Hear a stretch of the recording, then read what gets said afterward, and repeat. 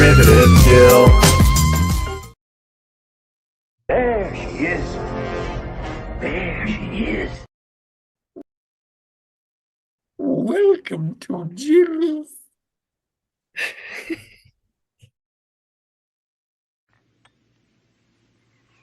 Good tea. Nice house. Greetings and felicitations. And if you can't believe it, it's a Friday once again. Sulu, you realize that by even talking to us, you're violating regulations. I'm sorry, Captain. Your message is breaking up. Hello and welcome to Plomeek Teatime number 151, where every month for this entire year we've been celebrating the 60th anniversary of Star Trek by honoring a member of the bridge crew every month. And this month we are taking a look at George Takei. And George Takei loves to tell his life story, so he's going to like the way that this live stream starts off, because the first thing I saw when I started to look into him was that he's got a TED Talk in which he does talk about his early life, his childhood. And so we're going to start with that. Of course, we know that it was not the best, but he actually didn't realize it was a bad thing until he grew older, a little bit older. And then, you know what I'm talking about, of course, that he everybody knows he was in a internment camp in World War II, a very terrible thing that happened in that during that war. And we're going to talk about that, but we're also going to talk about the good stuff too, because from his dad he learned to see the beauty in bad situations, and I think he pretty much succeeds in doing that to this day. And to help me talk about George Takei today, we've got Scotty R37. How are you doing? I'm doing well. Thanks for having me, Jill. Of course. And we've also got Franco Walker in the chat. He was second. Gavin was first, but Gavin's message fell off. But Gavin was first. Let it be known. But of course, welcome back, Jill. I hope you had a good holiday with your family. I did. I had a wonderful time. With the roller coasters, running around trying to figure out, where something was that I wanted to see next. Because, vacations are fun, but they're work too. Because those they make those theme parks so big to distract you, and so you got to focus on what your goal is, or you're gonna run out of time. Also, we did a lot of we did some water parks and slides and all those roller coasters and everything. It was good and fun. And the first time I went to Universal was all about me. I did the Wizarding World and all that stuff. This time I made it about the kids, and they got to pick all the stuff to do. So that was good too. Anyways, also, hello to Gavin. I like your new UFO avatar. I don't know how long you've had it. Hello to Kevin Theme Park Adventures. And Sort of Poopus Cuber is here too. And Poopus. Sulu is the star of the show. The others are just along for the ride. That's what he thinks about Star Trek 6. He says that is the Captain Sulu movie. And he's not wrong. I don't think these kids can steer. Yeah, that's right. Yep. That's something Captain Kirk says to Sulu, saying that he wants him at the helm. And don't call me tiny. Yeah, all right, for sure. I have that one right here. Where is it? Oh, is it actually here? It's actually here. Don't call me tiny. He didn't like that line at first, but it grew on him. It grew on him over time. And Matt G is also here. Hello to Matt G. And Canadian Spider-Man. Sorry I missed your show yesterday. I hope you had a good time talking about China with Sylvia. China. And Eiler Corey says we're out here. We out here. Lurking but dropping a like. I appreciate that. Cheers. Always appreciate good lurker. And so we're going to talk about George Takei. So let's do that. Of course, like I said, he loves to tell his life story, and he's told the story in many different ways. He's told it obviously in his autobiography, in his book, and then also a children's book. He also made a children's book and a play about it called Allegiance, because there was the irony of having to of reciting the Pledge of Allegiance while being locked behind barbed wire for no discernible, like no actual, without trial or any actual crime having been committed, being treated like a criminal, and that that went against the Constitution of the United States. And so that is definitely strange. It was a strange time. But it was a good play. I remember watching that at the theater. Not I didn't get to see it live on Broadway or anything, but it was played as a Fathom event at my movies local theaters. That would have been cool. Well, yeah, it would have been cool if I saw it live. No, I mean, even seeing it, I don't Mhm. know. Like I haven't seen it. Yeah, and unfortunately, the theater was almost empty. Like I was just there with my super nachos, almost by myself with my husband. Yeah, but I find that happens with stage productions. I know that there are like Royal Shakespeare Company, many stage performances are either simulcast or distributed through movie theaters, so that even if you can't make it to the play, you'll be able to see it as filmed. And so being able to see that would have been really cool. I don't know what the distribution is for home media, but that sounds exciting. And what did you think of the story? Well, first I want to say hello to Brogu and Hey, Orphans Brogu. is here too. Don't call me tiny either. I'm 11 foot tall on my hind legs and I weigh 1,500 pounds. Oh my gosh, that's not too far away from a ton. That's wow. And also hello to Kevin. Yes. Yeah, Kevin Theme Park Adventures. I had my own theme park adventure recently, although I didn't document it too much or anything like you probably do. But yes, it's a good place to start here because this shaped his entire life, this experience. And it's of course also a part of history that we should never forget. It's not always taught in school. For some reason it gets skipped over when you learn about World War II. And of course we know him as the pilot of the Enterprise and later captain of the Excelsior, and very briefly at the beginning in astrophysics. But I like to think he's still a mathematician as Sulu. But maybe his TED Talk is the right way to start, because I like the way he starts the TED Talk because he considers himself a veteran of the Enterprise, which shows how much he does enjoy and respect his role in the show. How much he really does love Gene Roddenberry. When you read his when you listen to, I think I only had time to listen to the abridged version of his autobiography, so but I do have the whole thing. I just haven't read it in a while, but he really loves Star Trek, and that actually showed a lot. I know I'm deviating from the original story, but oh, I forgot to get the picture of me and my family.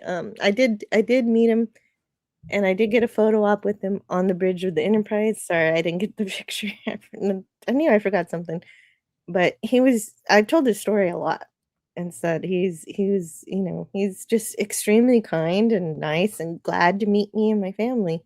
It was just I've told it before that he makes me feel at home. He made me feel at home, like the bridge of the Enterprise was his house, and he was inviting me in for tea instead of being like shoved through the line one after the other to take the picture, which I felt like in other photo ops, but not with him. And of course, he asked my favorite part was when he asked my 3-year-old son who his favorite character on Star Trek was, and my 3-year-old said Spock. And George Takei really admired and respected Leonard Nimoy, so he liked that answer. Well, and George Takei has always been one of the best ambassadors for Star Trek, and one of the few remaining, sadly. But he's always been one who championed Gene's vision in terms of cooperation in the future, and I really, really appreciated that. Still do. Absolutely, absolutely. Yeah, that's why it wasn't hard to find what to put on the thumbnail. That he believes in IDIC, which is true. A lot of people just think, oh, that was just marketing to sell something. Yeah, it was, but it has a good message behind it, and George really carried it forth. And is Sulu still a botanist? Asked Franco. Yeah, why not? Yeah, well, why would he get rid of Gertrude? I don't know why. Like, Well, and he is, as far as I know, the only person in Star Trek history to refer to the great bird of the galaxy.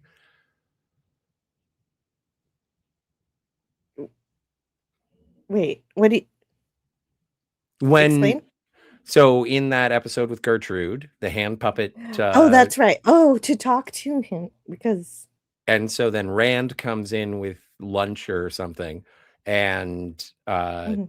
and Sulu says, "May the great bird of the galaxy bless your soul," or something along I those lines. forgot that. I forgot that And line. and Gene is referred to as the great bird of the galaxy, subsequently, obviously. Well, Uh, but Bob Justman gave him that nickname, and as far and as I know. and so it is one of the few canon references to something of a higher power, or what have you, in the Star Trek universe. Yeah. Well, and Charles asks the question right away before we can get any further, and so we're gonna jump right into that one just for him. Does anyone know exactly why George has a hatred for William Shatner? I don't think he hates him. I don't think after what I've seen, I do not think he hates him. I think that the rivalry is all bit theatrical. It's a a and I think that it was kind of amplified and stirred up by Howard Stern because George Takei used to go on his show a lot, and I think he was farming that drama, trying to, make it bigger than it was. And I think really, George Takei is just the one that's most outspoken about how the actual entire cast sort of feel about, William Shatner when he used to take lines that were made for the other characters and make them it was like, "That's a good line, I want that line." Like, he just thought he could just take whichever line he wanted, and he could, and he did. And I Well, think that's the only thing he ever mentions. He never really I don't know, maybe there were bad things he said, but you're gonna have to give me a quote because based on what I saw today, and nothing, there was nothing hatred there. There was nothing like Shatner says he tries to tarnish his reputation. I'm not sure when that ever happened. I need some examples. well, I think that there were specifics, and I think we touched on that when we talked about Walter Koenig and other cast members. Mhm. Is that even with blocking, Bill would sort of say, "Shouldn't I be closer to the camera? Shouldn't I be in the center of the frame?"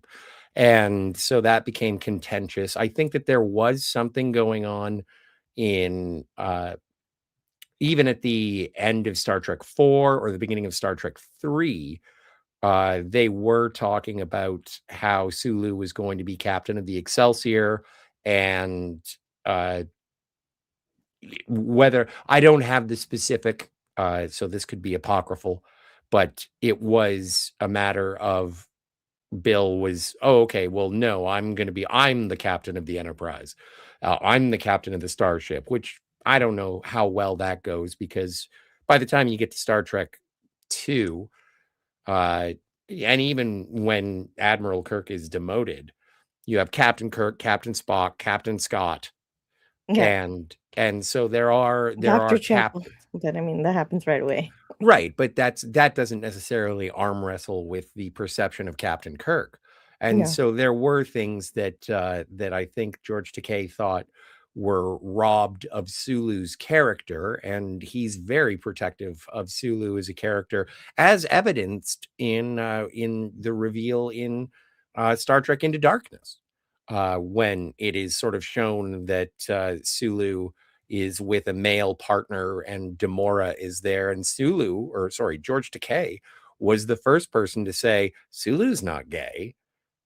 George Exactly. Takei is gay, but Sulu's not, because it was Yeah. never played that way, and it was a misguided sort of misrepresentation of Sulu's character. And so I think that protective nature of Sulu's character, not only for himself but also for the fans who looked up to him, because Star Trek has always been sort of a bastion of representation when representation wasn't necessarily widespread or ham-fisted in the same way that it is that we find today. And so yeah, I think that it became a professional rivalry that elevated and evolved into interpersonal feud, and everybody loves friction, everybody loves conflict, and so I think that was a thing that perpetuated through the years. Hmm. Yeah, and he had just come out, I think 2005, and was married to Brad and everything, and so he didn't like that conflation of his personal life being used that way in a character that was already established. He loved Sulu's character too much to let it be changed that way, and but I guess it was already, so he didn't really have any control over that, unfortunately. And yeah, back to what we just mentioned about Bill. Yeah, apparently Sulu was supposed to be captain in Star Trek 2. Well, he was supposed to get a promotion scene, but the scene was deleted. Possibly. I'm not sure. Maybe written and Uh, not filmed. no, it was filmed. Oh According to my. According to George Takei, it was filmed, but Shatner was reading the lines dejected, like he wasn't reading it properly, or he wasn't giving it any emotion. He was just perfunctorily reading it, or just like brushing it off, or according to George Takei. And so he realized that the scene would not be usable, and that's the reason he thinks it was cut. So without having seen the scene myself, I cannot actually judge whether that is true. Agreed. But that's an interesting perspective. But it's good. It's good to see you here, Charles. You had us going for a while there. And oh, and Brogu said you make us feel like we're at home. Oh, thank you. It's something to do with Shatner being in our Decay. Well, I think it's a back and forth, but I guess as Shatner said at the convention, they actually never became friends enough to make this rivalry be more like a brotherly one. So it's kind of strange. I think Takei wanted to get to know him better. It just never happened. Well, and I think that I do, hearkening back, and there was somewhat of a rivalry between Walter Koenig and George Takei because of George Takei's involvement in the Green Beret, and a lot of Sulu's lines were transferred over to Chekhov simply because George Takei wasn't present, and he was away filming the Green Beret, and so there was a little bit of animosity between George and Walter, which was no fault of Walter's, but it was a matter of visibility. Let's not forget, these are actors, and being in the spotlight and on stage, center stage, is what they sort of aspire for good or ill.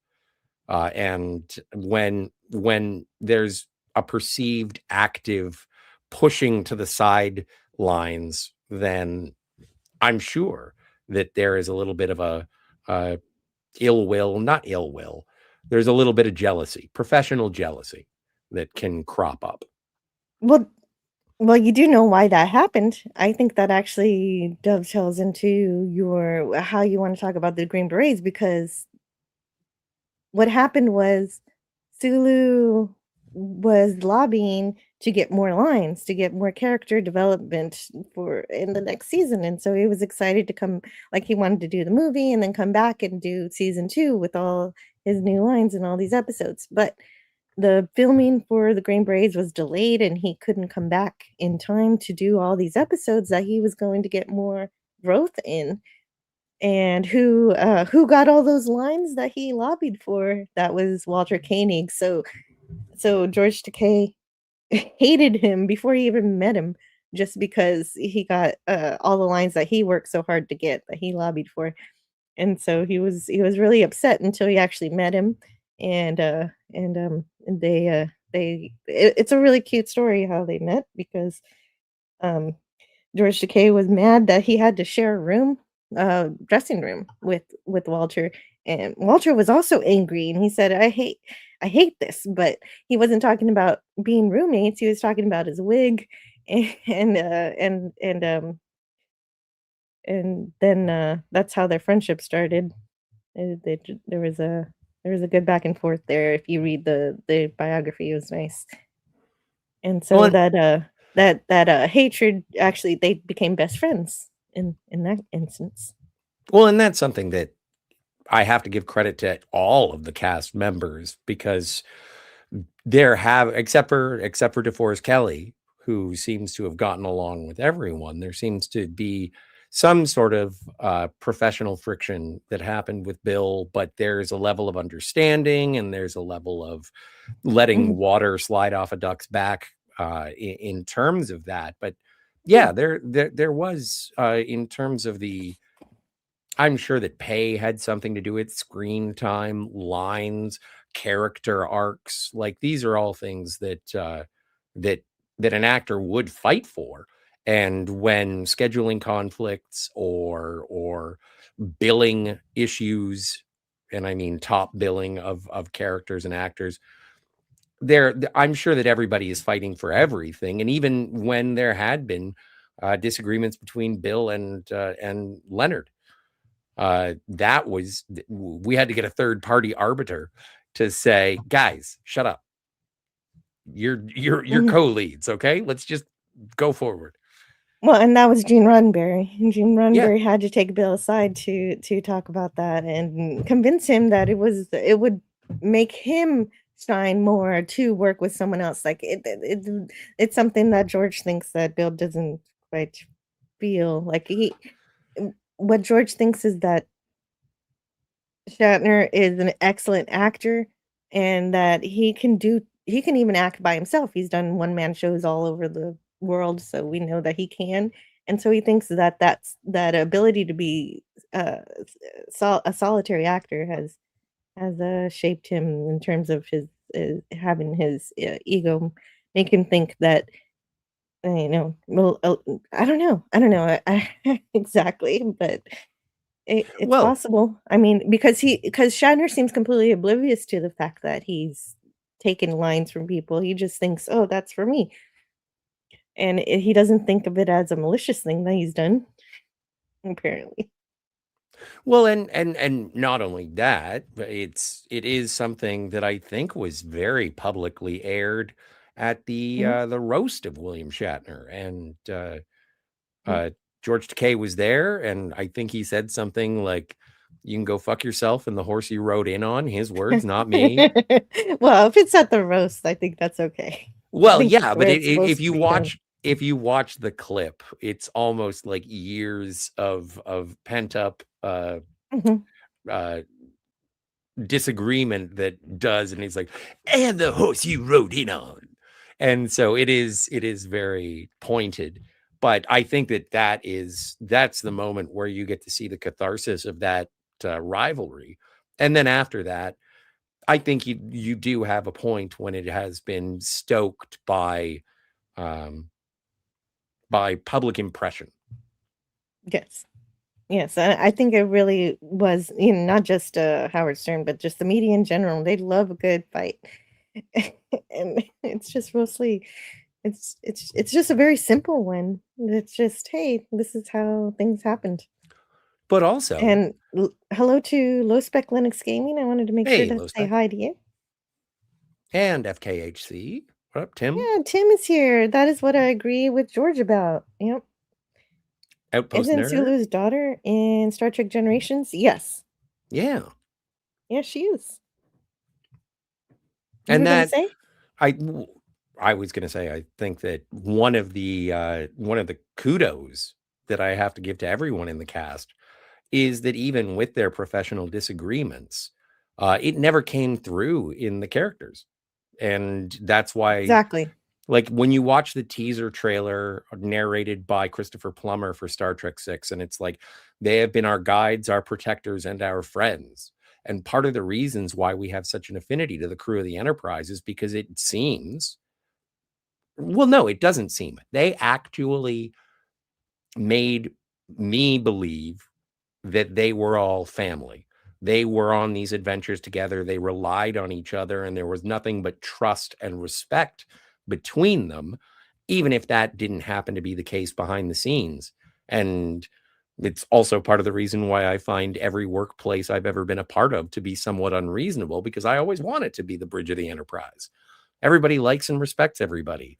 And the reality of the world is that that's not necessarily true. Yeah, they did. They stayed professional. They were all really great actors in that regard. Snorta Pooper says, I think Shatner could understand why Takei wanted so much to be the captain of the Excelsior when all the action takes place on the Enterprise. Well, but that allowed the world to expand a little bit. Now Sulu's got his own ship, and he came to rescue the Enterprise. That was exciting. That was the good part of that movie, and I am so glad it's in it. Yeah. And Miss Sparkles is here. Hey, Miss Sparkles.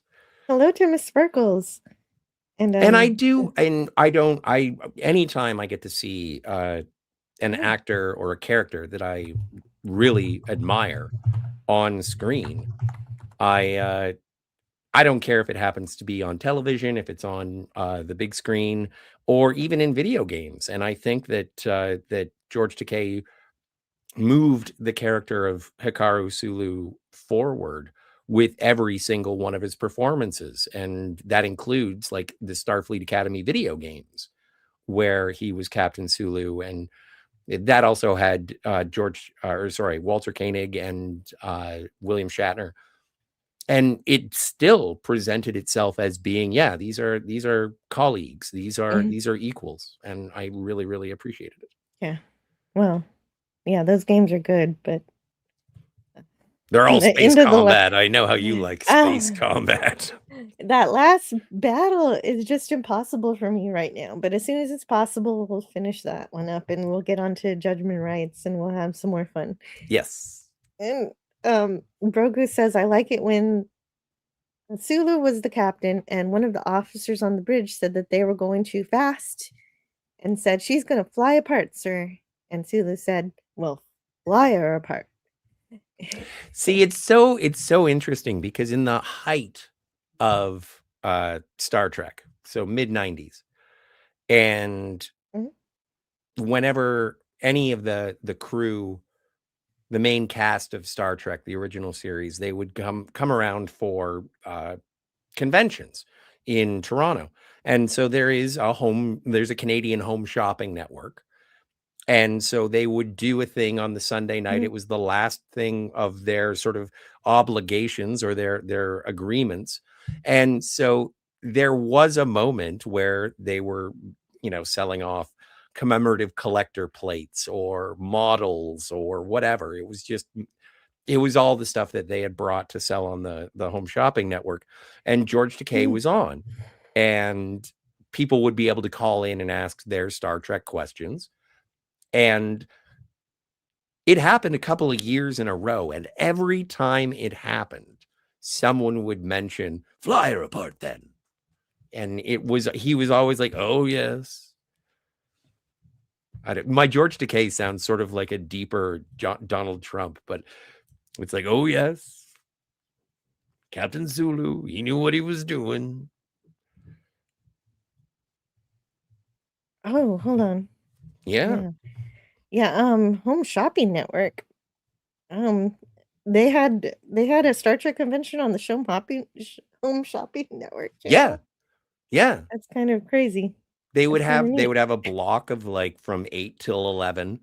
and for 3 hours you would get like Jimmy Doohan or George Takei or Walter Koenig or Nichelle Nichols, and they would show up for what, and they would have it because like this is back when Star Trek and well, this Were is they when it selling would. stuff Oh or yeah, auctioning stuff? it wasn't auctioning Okay. stuff. It was like commemorative collector plates or Oh, gotcha. Okay, you said that. Okay. yeah, or like the Playmates Mhm. action figure collector set, and you would get a full crew, and then it would be signed by everyone or some such. And so there were, that happened. That happened annually between like 90, I would say, from near the end of Next Generation up until about 97.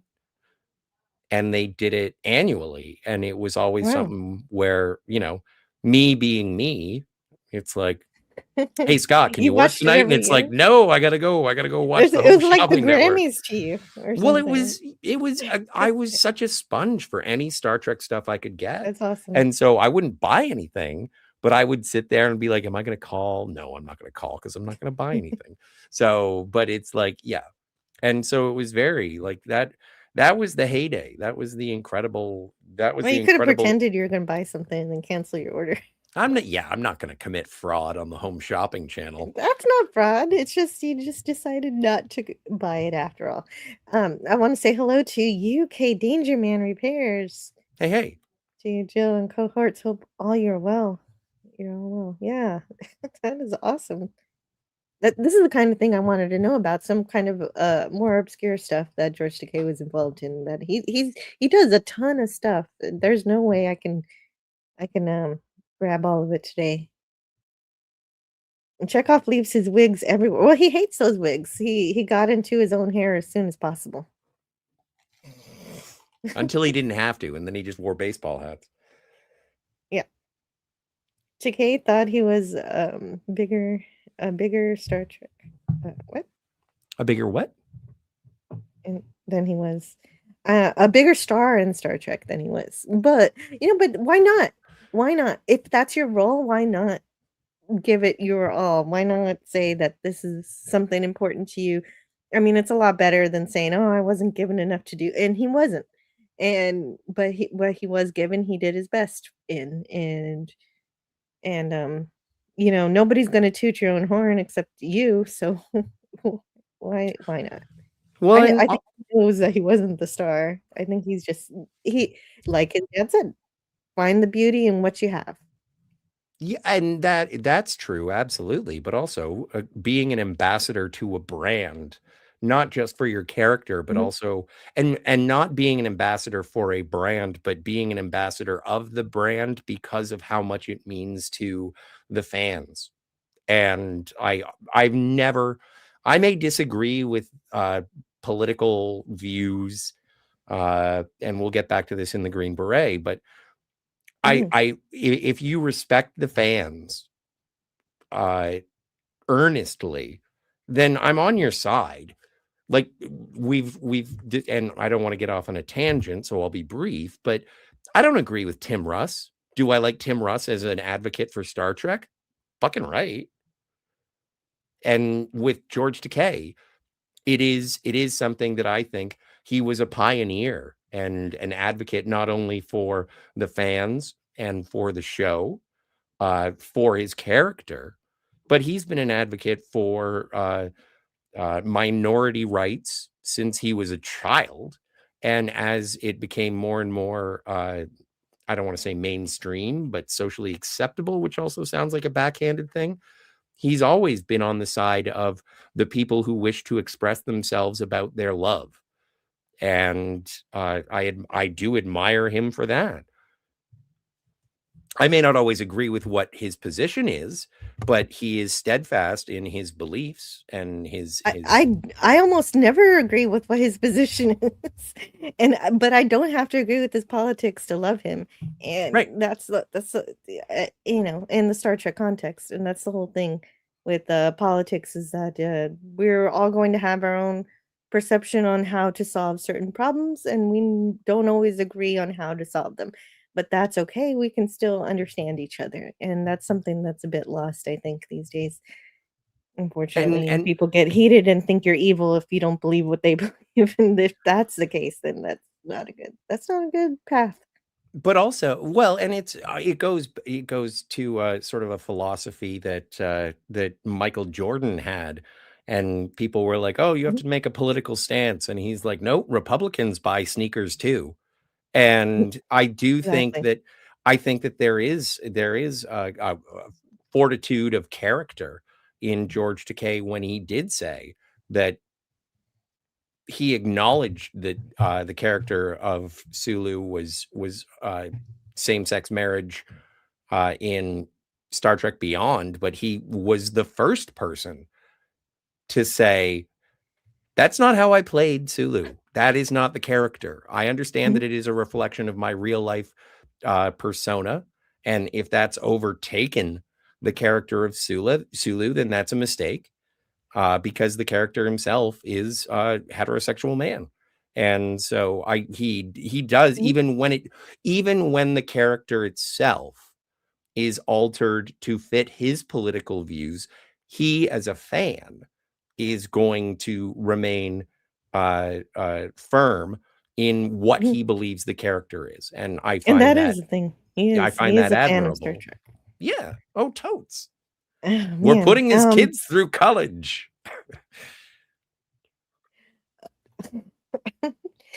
Um, his kids. His ki- Um, K Nerd says we should be talking about Lieutenant Leslie, who appeared in 57 episodes, while Sulu was only in 52 episodes. But you know what? I mean, obviously that's because of the Green Beret, in which we're going to talk soon. But that is something we're going to do. K Nerd, stay tuned for on the actual Star Trek anniversary, the 60th anniversary celebration in September. We're going to talk about Eddie all the Paskey. characters we can. We're gonna talk about Eddie Paskey, we're gonna talk about all Major Barrett and everybody. And so anybody we missed in the bridge crew, that'll be that day where we talk about as many people as we possibly can. I need to make that a day that I can that's gonna be a long stream. Hey, Tiger. Yeah, hello, Tiger Stripes. I can't. Oh my goodness, I'm so behind in the chat that I I know you can't see stopped who's using the here. stars. Well, okay. Well, you can Orphan I don't wanna Zane is miss here. I don't wanna miss anybody who's on Rumble, but yes, Orphan Zane, we did say hi to him, fortunately, but Evil Evil Eddie is also Eddie. here. Hello, Yeah. Evil Eddie. Well, Like, I just don't wanna miss, if you don't want to, it's fine. I can do. I just don't know just where you don't are because you're scrolling up Oh, and down. no. You're No, I'm going doing faster fine. than a turbo lift. What's going on is that I've got to delete a bot on Twitch. Oh Let's see. no. So, where's that? Wait, where'd it go? Oh, there it is. That's unfortunate. See, I wanna get some chatters in Twitch, but not those chatters. Alright. And Dude Bro's here. Hello, Dude Bro. Yo. You know what? Can I filter this for just 2? No. No. Okay, then we're good. Super. Now you made me lose my place. Me? Yeah, it's all your That's fault. what I'm the blaming star you. system is for. Okay. No, it's not your fault. I just wanted to blame somebody. Yeah. Hi. I feel like Decay in your bill. Well, if you want me to, well, I should be putting people on the limelight here. What did I want to read? Let's see. The line issues were the fault of the writers and directors. I guess you could say that, but also he was very outspoken. Like he really Spock to change those lines Well, and I going back to, to himself. I feel like Walter sort of outlined it the most level-headedly in terms of, but at the end of the day, Bill was the star, Leonard was the co-star or the co-lead, DeForest was the third, and then there was the rest of us. And we all did our best, and we all had to say, "Aye, Captain. Yes, sir. Hailing frequencies open." And aside from that, there wasn't a whole lot to do. And when something was provided that actually developed the character, and it was taken away either whether it be by cut for time, not Oh, speaking of necessarily. time, Yeah. please continue with this. I have to step away briefly, and I will be back as soon as I can. I do want to thank Asphalt Cowboy for the follow on Rumble, but I am going to Thanks, be right Cowboy. back. Let's see. Poopus to Miss Sparkles. I'm gonna let that stay up because I don't think anybody wants me to read it. This is Jill's channel. Also, what a great time. Don't forget to like and subscribe. Share the stream if you're a Star Trek fan or just a fan of George Takei. We're going to be talking about the breadth of his career. You can go over and be a Rumbler and Twitch as well if you want to subscribe to those channels on those platforms, because we do gaming nights on Saturday nights, and they are exclusive to Rumble and Twitch because of YouTube's situations, as I'm sure we're all familiar with. On x.com, you can check out Antiderivative 1 if you want to stay up to date with Jill and all of her friends and fandoms, and when new shows are coming out. That's a good place to do that. And so, yeah. And also there is a Patreon. There's a free Patreon. And also, if you'd like to support financially, you can become a supporter, not only here on YouTube, but also on Patreon. And yeah, that's an idea if it's something that strikes your fancy. But now that Jill is away, I thought I'd take care of the aggrandizing, because she is modest, sometimes too modest. And so, yeah, no, we're all fans. We're all here because we appreciate Jill, and we're all here because we put up with me. Haha. But yeah, it is glorious to see everyone here. And thank you. We are celebrating Star Trek 60th all year long, as it is the 60th anniversary. And also this weekend, it is San Diego Comic-Con. It's been going on, or maybe it's over now. I don't know. I didn't go. So, but yeah, there have been panels for all of the kinds of Star Trek, those that we like and those that we don't. And but it is Star Trek to a certain degree, one way or another, and keeping it alive even through these dark times. Hopefully it will make way to some brighter futures. And that seems to be a thing that has been discussed recently. The directors of a new Star Trek film did make a vague panel reference this weekend, and said Star Trek fans will be surprised by what the new movie is going to be about.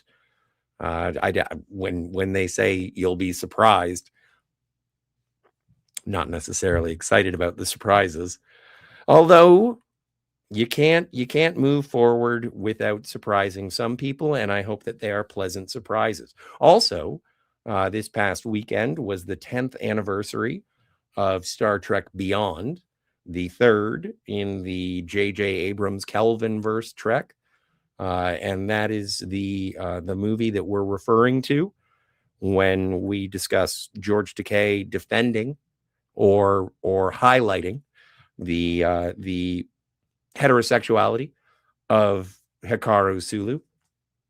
And so that is something worth referencing, no matter what your feelings on it are. That was sort of a In 2016, it was the beginning of what would be described as ideological differences between fans and creators when it comes to Hollywood. At least that was the epicenter of when things started to flow south for some people. And I just wanted to say that is an opinion that was expressed by George Takei in defense of the character, as opposed to I don't know, what's the word? Changing what we had known for so long. It's kind of like when you find out that Klingon blood looks like Pepto-Bismol, and then all of a sudden it doesn't anymore. And it's like, okay, so which is it? One way or another. I'm gonna find you. I'm gonna get you. Anyway, little Blondie for you. Hey, Nama is here. Thank you so much. Jill is just going and tending to the brood. And so Tiger Stripes, sorry, I'm going as slowly as possible backwards. So the character of Scotty said there was the big three, and then everyone else and Takei never seemed to like that. Well, if you're referring to James Doohan, not the character of Scotty, I think it was Walter Koenig who actually said the hierarchy of a television show and then the films was sort of delineated that way. And also, Walter Koenig said he was super excited about Star Trek 2 because he had a bigger role.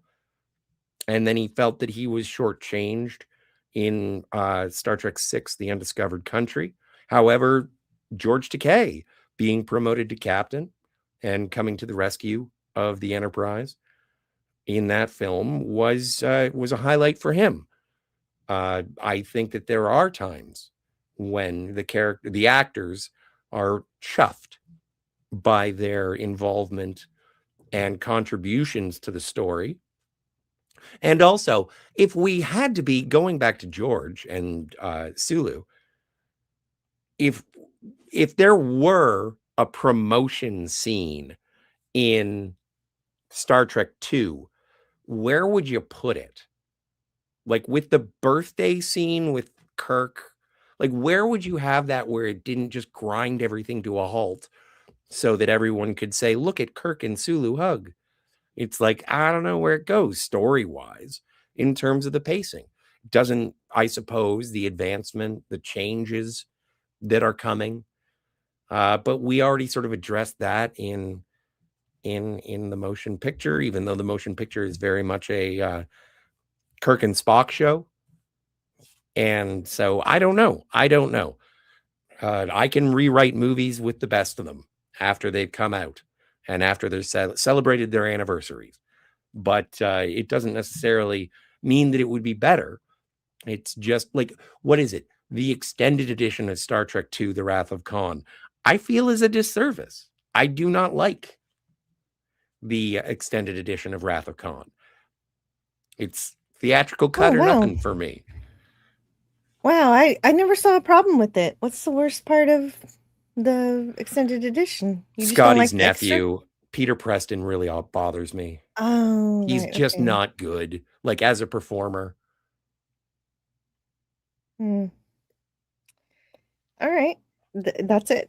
He never really bothered me, I guess. Yep, bothered He me. doesn't have that many lines or anything. Too many lines in the extended. That's just my position. That's just my art is subjective, as I've been attempting to say. Of course. Yeah, I've never been bothered by Preston, but I won't be jumping to go get an action figure of him either. The Rumba bot wants me to know. Go to Amazon and hit cancel.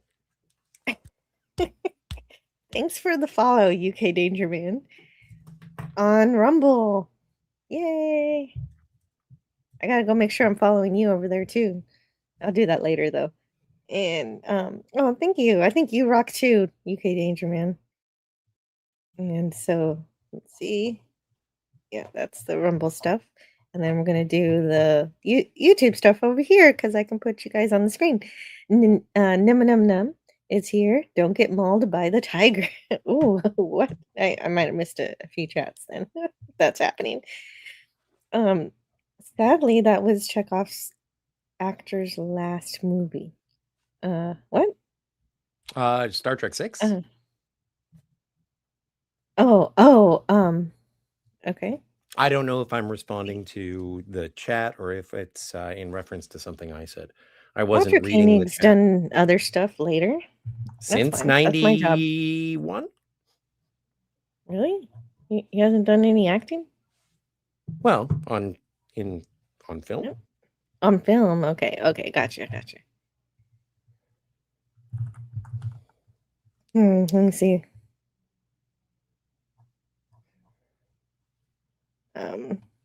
Yeah, he definitely does stuff. It's just not I guess not film. I don't even think about that. That's interesting. He does other stuff though. Oh, Wait a well, minute. No, he was. He was in stuff. He did movies and things. I don't understand. yeah, but there He is was in, something that's sort of strange because it he says did, like, oh he did no, what's he his was in name? Generations. He actually He was said that. in Chekhov was in fan films and everything. Right, but I think we talked that about doesn't it last. count. Webisodes doesn't Well, count. it's not canon, but to say that he didn't do any movies after after Star Trek Oh, I 6 is get it. crazy. Lower Decks doesn't count, but Renegades or Oh yeah. whatever, that counts. No, I didn't say. I mean, it counts as a production that he did. Well, he was a voice actor in the I'll third put. season of Star Trek Picard, so I I guess think. that's I think I'm television. just. I think he just means it's his last time in Star Trek as that character, which would make more sense. In Star Trek 6? Not okay. Now he's Or yelling. Not who I Generation? was talking about. You were not talking about Walter Koenig. I'm sorry. Okay. I didn't get your whole thought, Outpost nerd. That's the problem with YouTube chat sometimes because you only have 200 characters and the entire thought is lost somewhere else. My Yes. apologies. My mistake as well. Old Man Bird. Hey, Old Man Bird. Oh, okay. Now I know who you're talking about. You're talking about the JJ. Okay, Anton Yelchin. Yeah, that is sad. That was absolutely, definitely very sad. Or But, Anton Chekhov in Picard season 3. we yeah, he was way too young. Yes. And we lost him to a malfunction of his vehicle. Just terrible. Okay, so sorry. Yeah, that's right. It's true. It takes long to read the chat because we're busy actually doing the show, and then getting to the chat does take some time. Absolutely. Well, and if I'm not reading the chat, I do apologize. However, my interpretation is that I thought that it being your channel, Jill, people want to hear from you. They don't want to hear me be like, Yeah, they do. "Ah!" I don't know. I was listening, so it would have been okay if you read the chat. All right. I'll remember for the future. Old Man Bird says, I wouldn't have a job in the 24th century. By then, AI's finally good enough to not need my help. Maybe I could get Harry Mudd's job. No, that's not true. I would work at Joseph Barkley. Sisko's Creole kitchen. I think even in the future you need computer programmers. Barkley was you could create holodeck programs. You can create lots of stuff. I would scrub clams.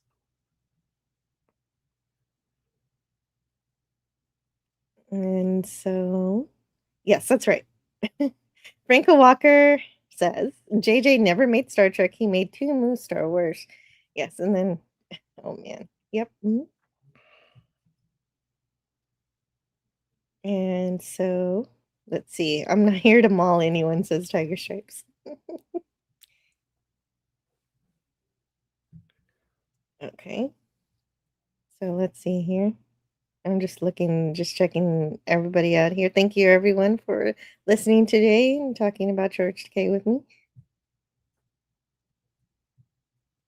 And I definitely am interested in anything specific you guys have to say. See.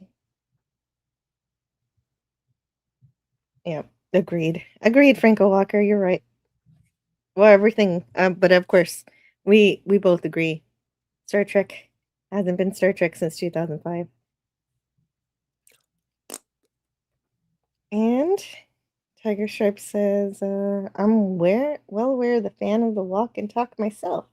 Unfortunately, every action movie feels like it's got to come running out of the gate at the jump these days. Yeah, that's right, because they're fighting the attention span of audience they don't respect. And hello What? to what? Well, but a lot of movies they think that they have to throw random action that doesn't make any sense with CGI and just like a frenetic Saturday morning cartoon because they don't think that the audience will pay attention or look up from their phones if they don't throw something on the screen to grab their attention. And I don't like that perception of the audience. I think it's dumbed down a lot of movies. Well, but it is, and this is a different subject Yeah, it is a altogether. different subject, but Tiger Sharks the- made me think of it. But the thing is that even watching a film from the mid 20th century and having a title sequence is distracting for the modern audience because they don't want to sit there and read names and listen to music. Like even Star Trek the Motion Picture had an overture. And to have an overture in a film today, appreciation of music in silence and darkness, or not I silence, but love that. darkness. So I do love I. knowing who the actors are before I watch the movie. Ask anyone under the age of 15 if they want to sit there and listen to music in a dark theater that they paid $20 for. And I want to say hello to LDG Free the Net. Hey, and LDG, what's up, yo? Happy recent birthday. I know it's your birthday this week. You don't look a day over 37. Hmm All right, let's see here. Scotty looks like what? A clam Clam scrubber. What does that mean? It's What, because what I was said that talking about? because I said I would work at Joseph Sisko's Creole Kitchen and I would Oh, be a right. Okay, clam that makes scrubber. sense. Yeah. You Ain't did nothing say wrong that. with that little elbow grease. Hmm? Yeah, and you get to work on some food that wasn't made by Replicator. Apparently, it tastes different. Exactly. Dr. McCoy would be proud. Agreed, Outpost Nerd. And so back to that story we were talking about at the beginning of the stream. So Back to the internment camps. yeah, back to the internment camp. Now that we talked about all the fun stuff, no, I'm sorry. Well, we're gonna no, but I think it's formative. It is because he starts off the TED Talk describing Gene's universe, how Starfleet's just naturally diverse because it's not about what you look like. He doesn't exactly say this, but it's a meritocracy. It's about recruiting the best of the best, no matter what you look like, and that's But he says it in his own words. So watch his TED Talk later to get his words from it. But he explains he's the grandson of Japanese immigrants, and he was 4 years old when Pearl Harbor was bombed, and that's when the U.S., of course, finally entered World War II. Unfortunately, people became suspicious and fearful of Japanese Americans specifically, and something George doesn't even mention, but anyone even just perceived to be Japanese were rounded up in some certain cases and sent to these camps, these Like prison camps. I saw oh, what was it? It was I think it was Koreans and Chinese and then also Vietnamese, and they during World War II, when they were in the United States, if they owned businesses, they would have a sign on their back if their back was to the street, and it would say on the back of them, "Not a Jap." And it was specific because, again, there is that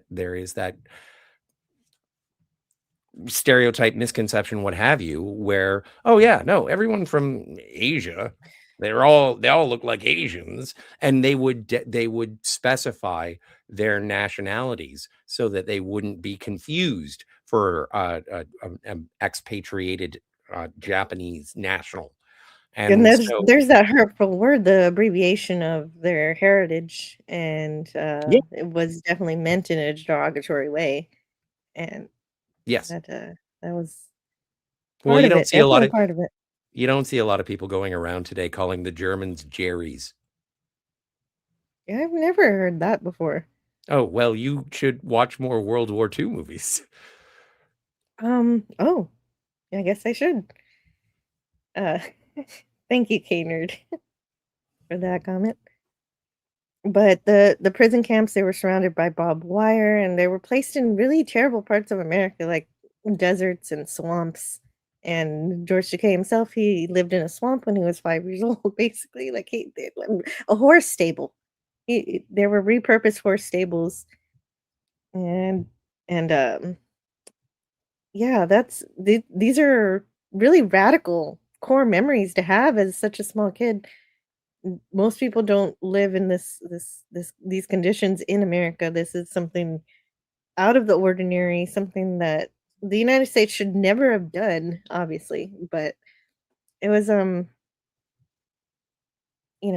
was a great injustice that he didn't, like I mentioned before, didn't really dawn on him that was a bad thing until he grew up because, he just kind of thought it was fun, playing in the swamps, Going to camp. finding, yeah, going to camp, getting pollywogs, and the food was terrible, but at least he wasn't hungry, and he there was always a searchlight to guide him to the restroom, and so he didn't realize he was being watched in a negative way.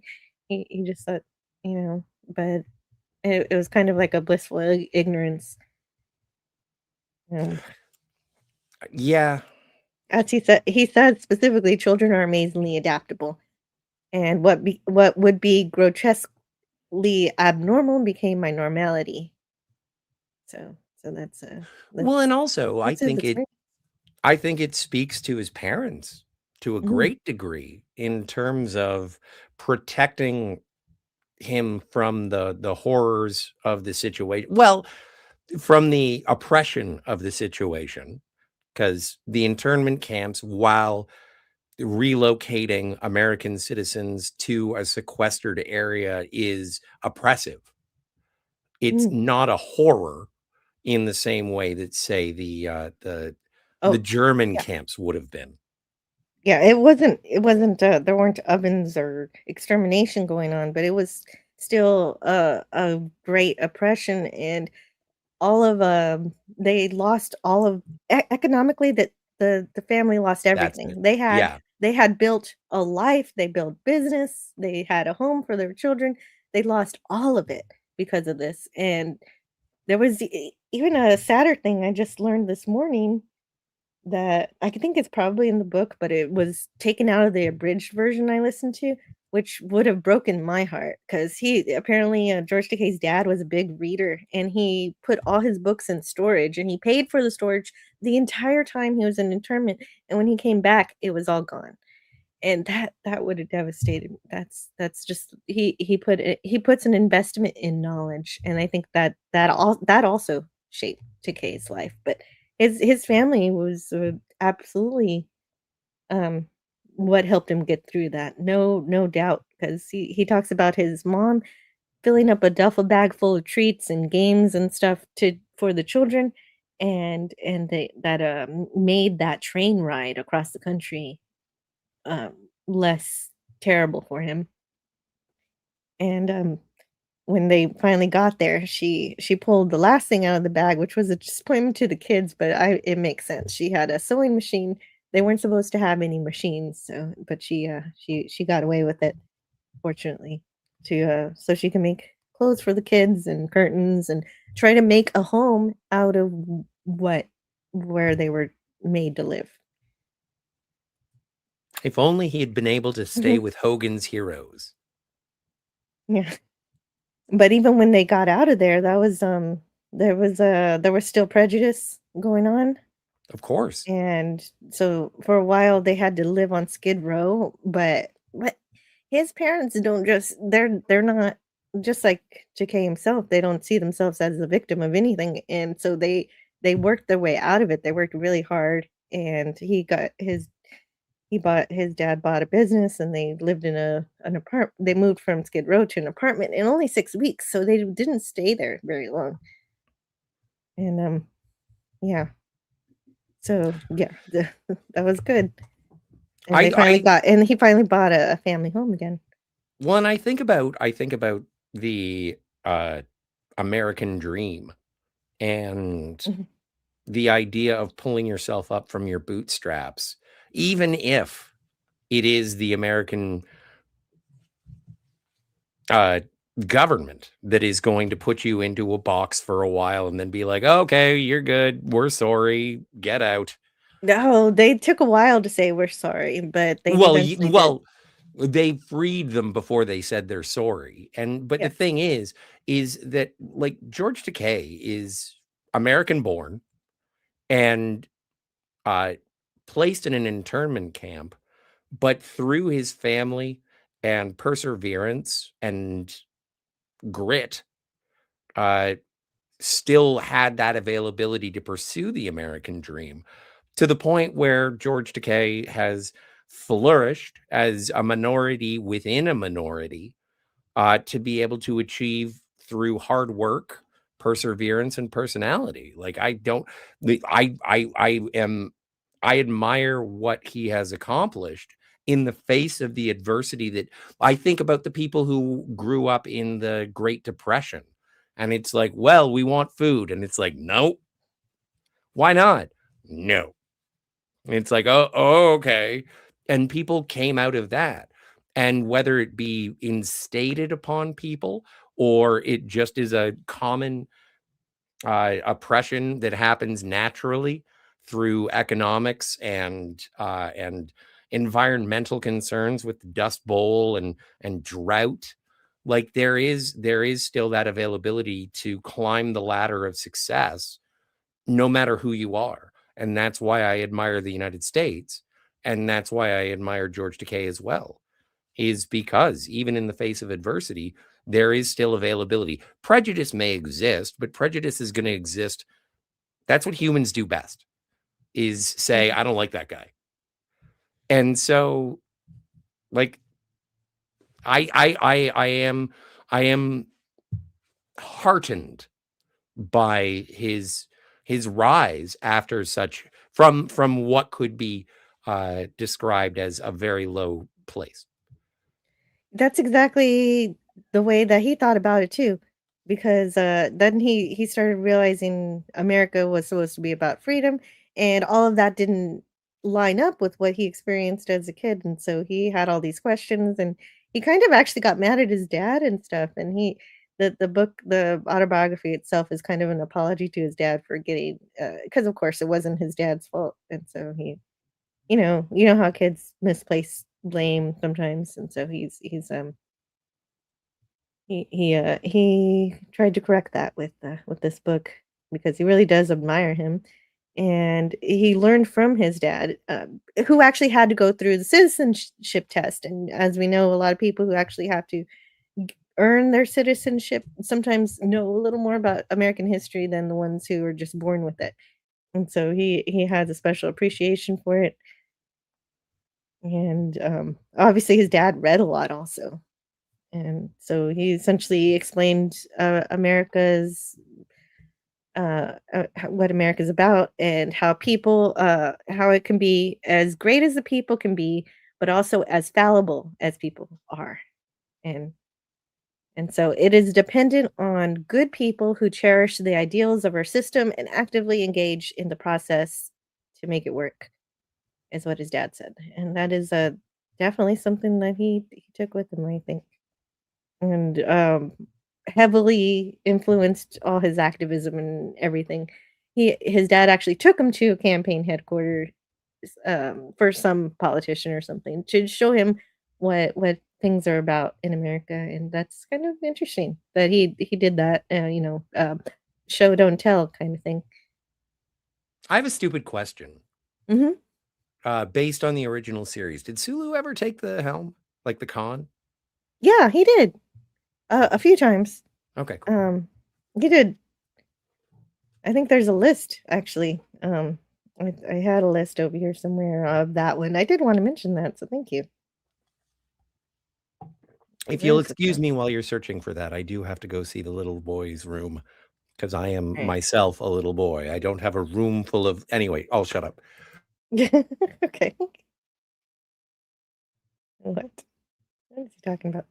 Okay, here it is. Right. Let's find that. It's on several occasions that he took it. Um, yeah. Let's see if we can find that. All right, so he was in command of the ship in a few episodes. Arena, Errand of Mercy, Box Brain, The Savage Curtain, and one time on the animated series episode called The Jihad. And he was in temporary command and at some point in each of those episodes. And Sergeant Pupus confirms Errand of Mercy. That was a big one. Definitely. Although I wish that he would share it with Ahura every once in a while because she was fourth in command. But that's okay. So so there you are, and there you have it. And that's that question answered. And I think it gave him a very positive perspective of America. He loves America essentially is the through line of that TED Talk. Yeah. So definitely his dad introduced him to American politics, and so he's to blame for all of that. Or to credit because he did a lot of good stuff for his community, like taking care of the railroad system, the subway system, the transportation systems, and keeping it clean of graffiti. It seemed like he was really good civically as a citizen. So that's not bad.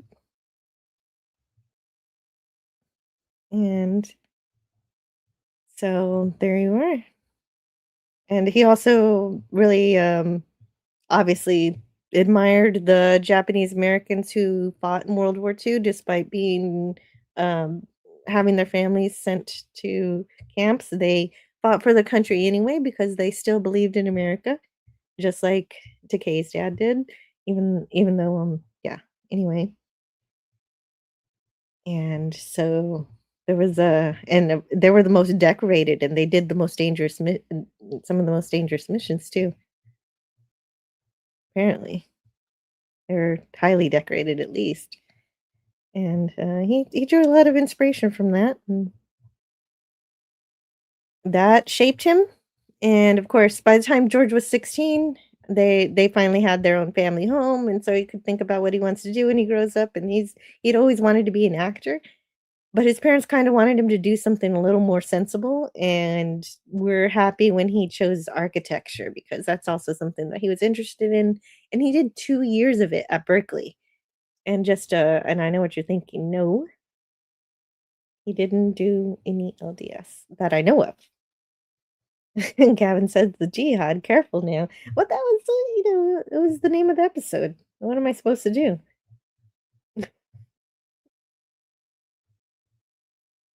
And let's see. Anwin is here too. Hello, Anwin. Great to see you.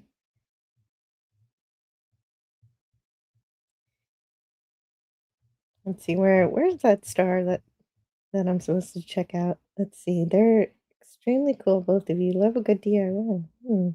DIYs are cool.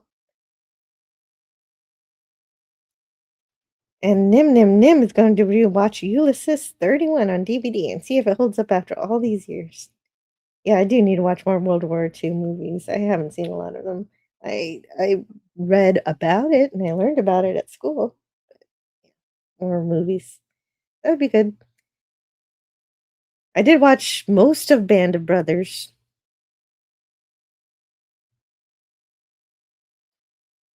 But one thing to be advised on, if I choose to watch Hogan's Heroes, it is a very inaccurate rendition of a German prisoner of war camp in World War II, says Nora Pupus.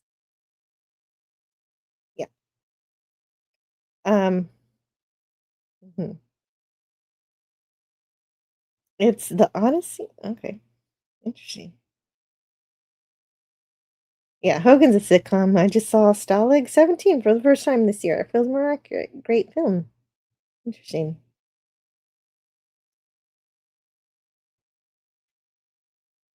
Rumble stopped working on my PC. I get the audio only. What happened? Let me see. Let me see. It seems to be working over here. If anybody on Rumble can confirm if everything's okay over there, that would be good. I don't want that to be messed up. Yeah, Sulu was in command in Air and Mercy. That was pretty good. I remember Wing Commander Mandrake and Doctor Strangelove talking about his experience in the torture of Japanese prisoner of war camp. That was a great scene from that movie. I have seen Doctor Strangelove. That is a pretty good movie. I want to review one day. British war films. Okay. Yeah, war films are something I haven't gotten too much into. So maybe someday I'll get into more of those.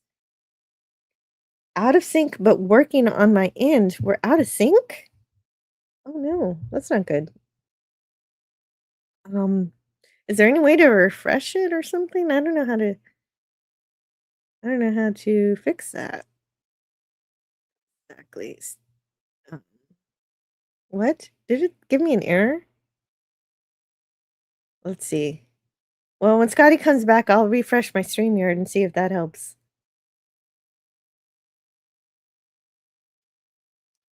Oh, you're talking about a couple of years ago. Oh, not right now. Okay, good. Rumble's fine. Just check. Don't listen to Franco. All right. No, but I gotta make sure everything's fine. But anyway, George Takei wants to be an actor, but he starts off, trying to make his parents happy with the architecture, but he he could tell that he just couldn't let acting go. So during one of his summers where he had some extra time, where he was doing some odd jobs, he joined an acting class at UCLA for the summer, and that gave him a lot of energy. So his dad, I think his dad read in you. He wants to be an actor, so he actually found a job for him. So his dad found him a want ad for uh, dubbing dubbing a Japanese film into English, and he got him this job, or he told him about it, and George Takei got the job himself. He did it himself, and if you look at his early IMDb, you do see he did some dubbing work, adding English to Japanese films. Like the first one, this one his dad told him about was Raidan, and then he did Godzilla Raids Again, and he had to play like 8 or 9 characters and, of course, dub along with the lip movements to make them match, and so that did it. That did it for him. He knew he was not going to go back to architecture. Rumble's being wonky?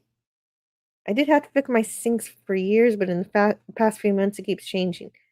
In my case, OBS, but I don't use OBS, so I don't know what the problem would be. Except that, I don't want to leave dead air that I have to edit out later, so wait for Scotty to get back to try to fix it. I'm on my um, m millisecond sync offset at the moment.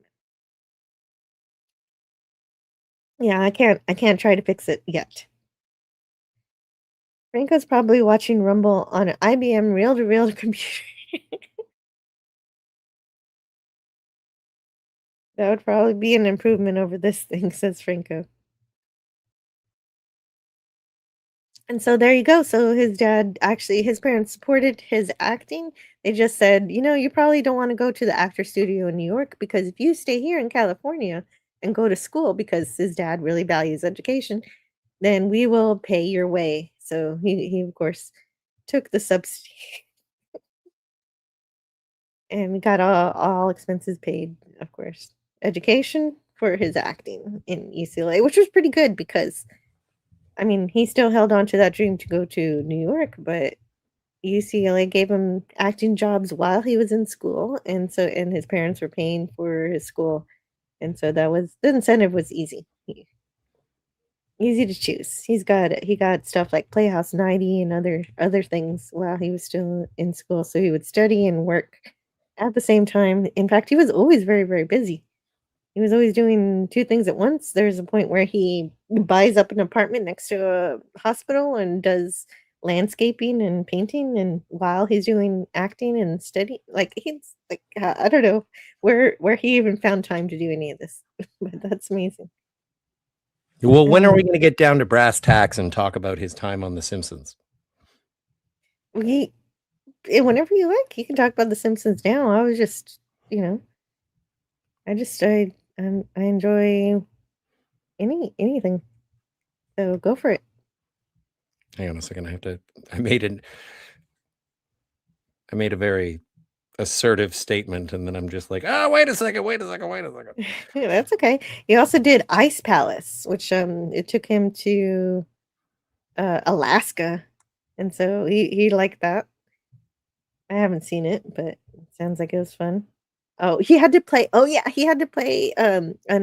young actor like himself, and then he had to play an 80-year-old. So he had to do this old face makeup, which required a lot of pain. Like, it was just very painful apparently to get put in this makeup.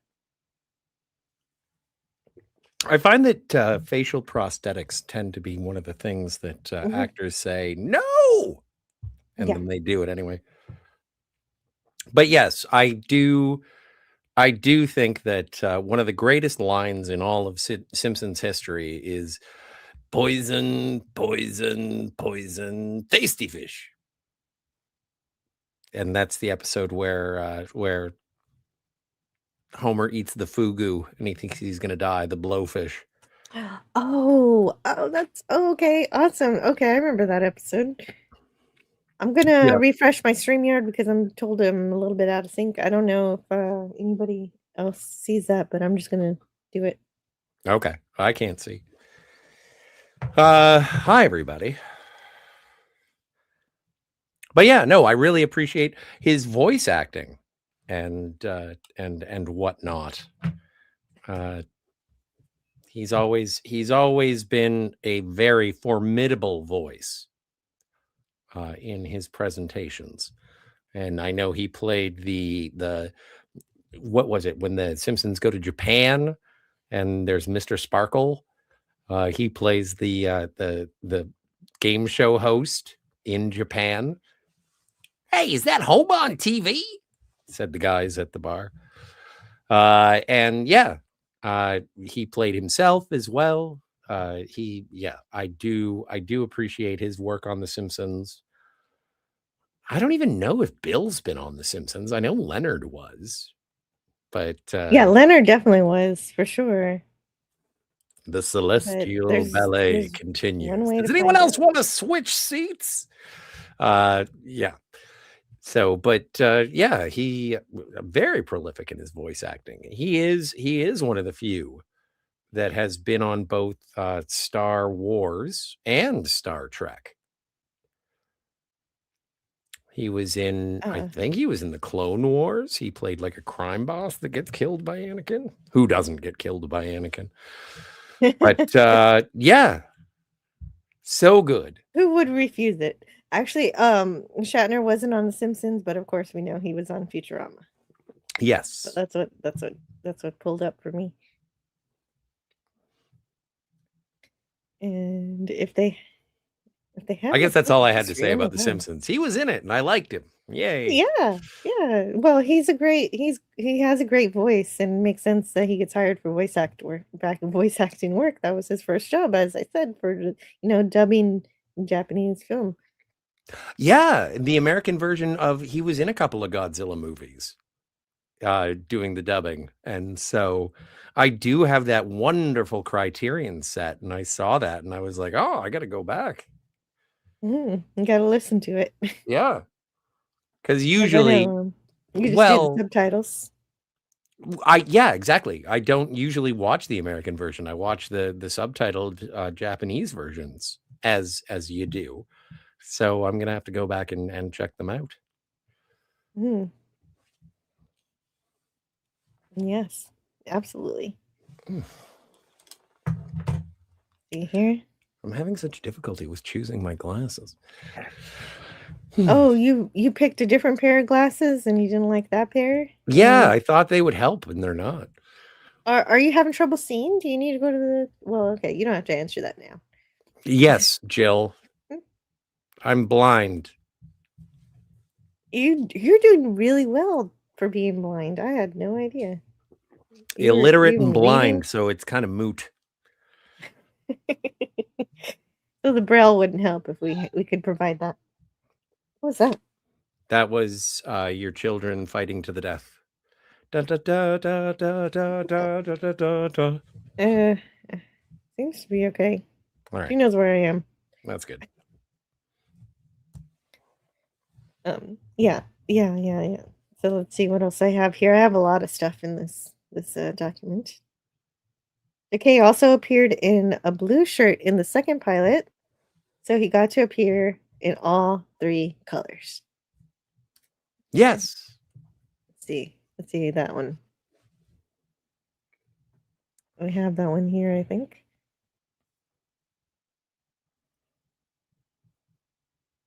Knocked myself out. That is like having a penny, doubling it every day. In a month, you'll be a millionaire. Wait a second. I didn't think they used money in the Star Trek. What's a penny? But it does seem like Sulu is a bit of a historian. He knows all about old weapons. Why wouldn't he know about old money? This is true. This is true. I can explain away anything. And, and this, again, everything seems to be coming back to Walter Koenig. But this is one of those things where Sulu being the head of physics or mathematics on the Enterprise, he's not on the bridge. He is a supporting character from the below decks, like as a supporting department. And it's like, okay, sweet, super. It's nice to have that continuity with Sulu. When you look at the question as to how would Khan know who Chekhov is, and it's like, well, Sulu wasn't on the bridge in the origin in Where No Man Has Gone Before, so he was part of the crew, and therefore there could have been something that happened off screen with Khan and Sulu, or Khan and Chekhov. I And think so, so. Why not? is Sulu even in Space Seed? I forget. Sulu and Space Seed. You know what? We can figure that out. But it's not pertinent to the plot of the film, because Khan never says, Sulu, I never forget a face. I think But I think But the thing is that when you do establish that there are crewmen on the Enterprise who aren't necessarily the big ones at the time of the filming of Space Seed, it's like, well, if Sulu wasn't there, then everything's fine. yeah, Sulu wasn't there. So but again, it's not pertinent to the situation of the film. But I do understand that it's a fun game to play. It's like, how did Khan know Chekhov? But I think that it's easily It's a waved fun game. away by a non-canon or behind the scenes or what have you, Mhm. off-screen interaction. And with Sulu, I think that's one of the things that reinforces my perception. Yeah.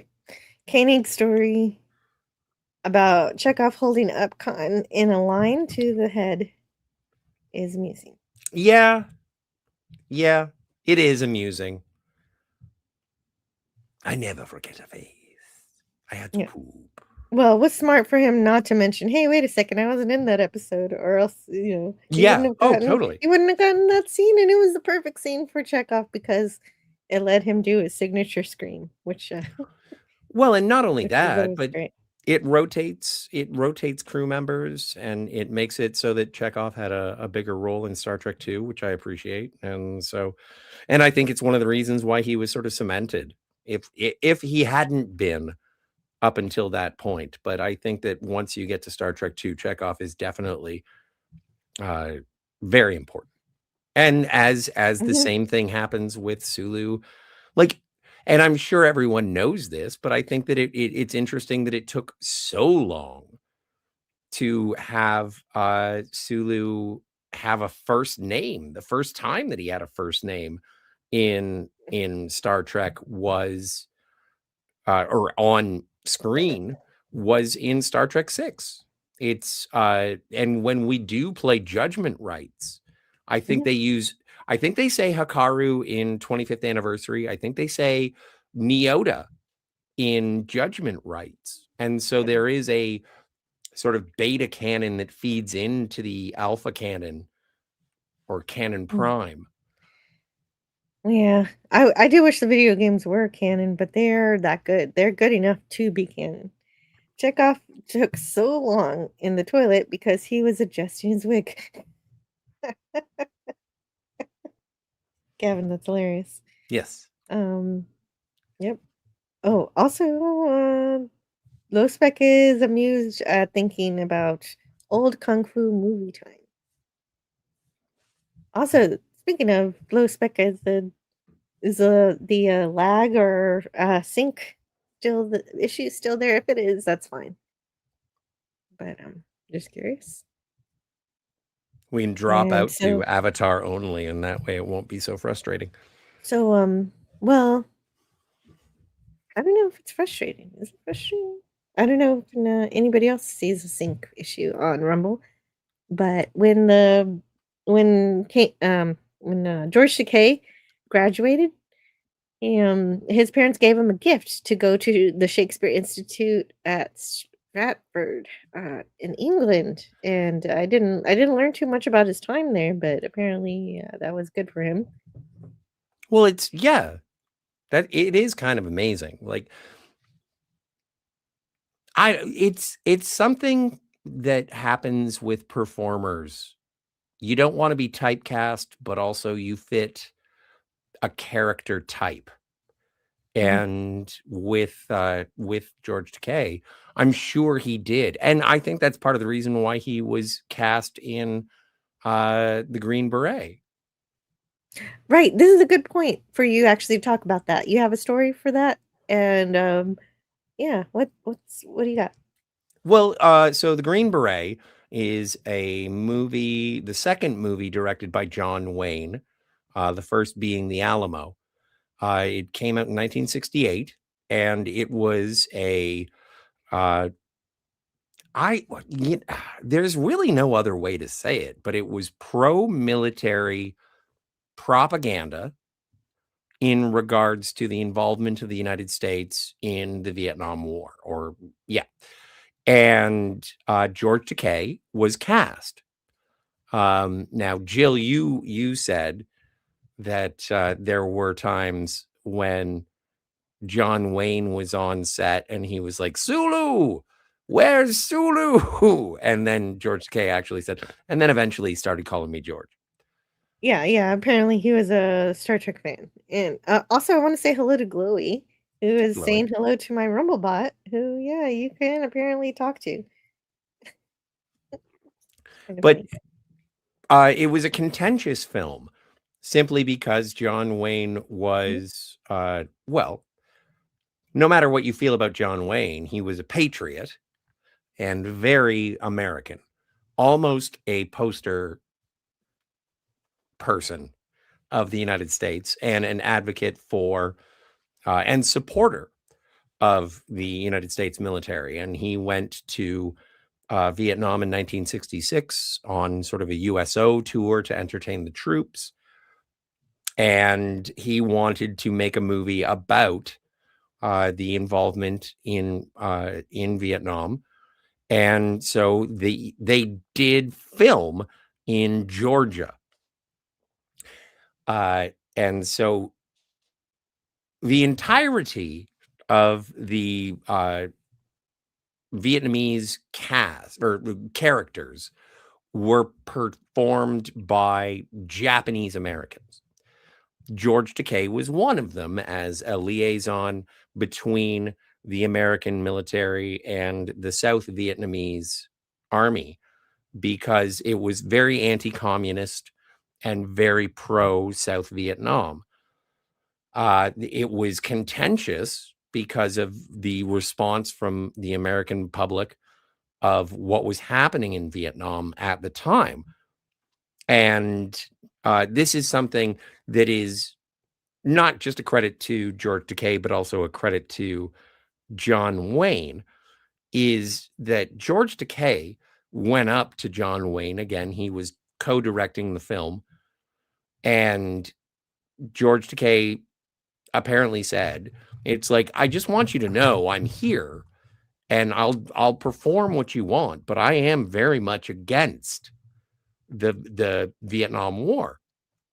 And John Wayne said to him, so is half the cast and the crew.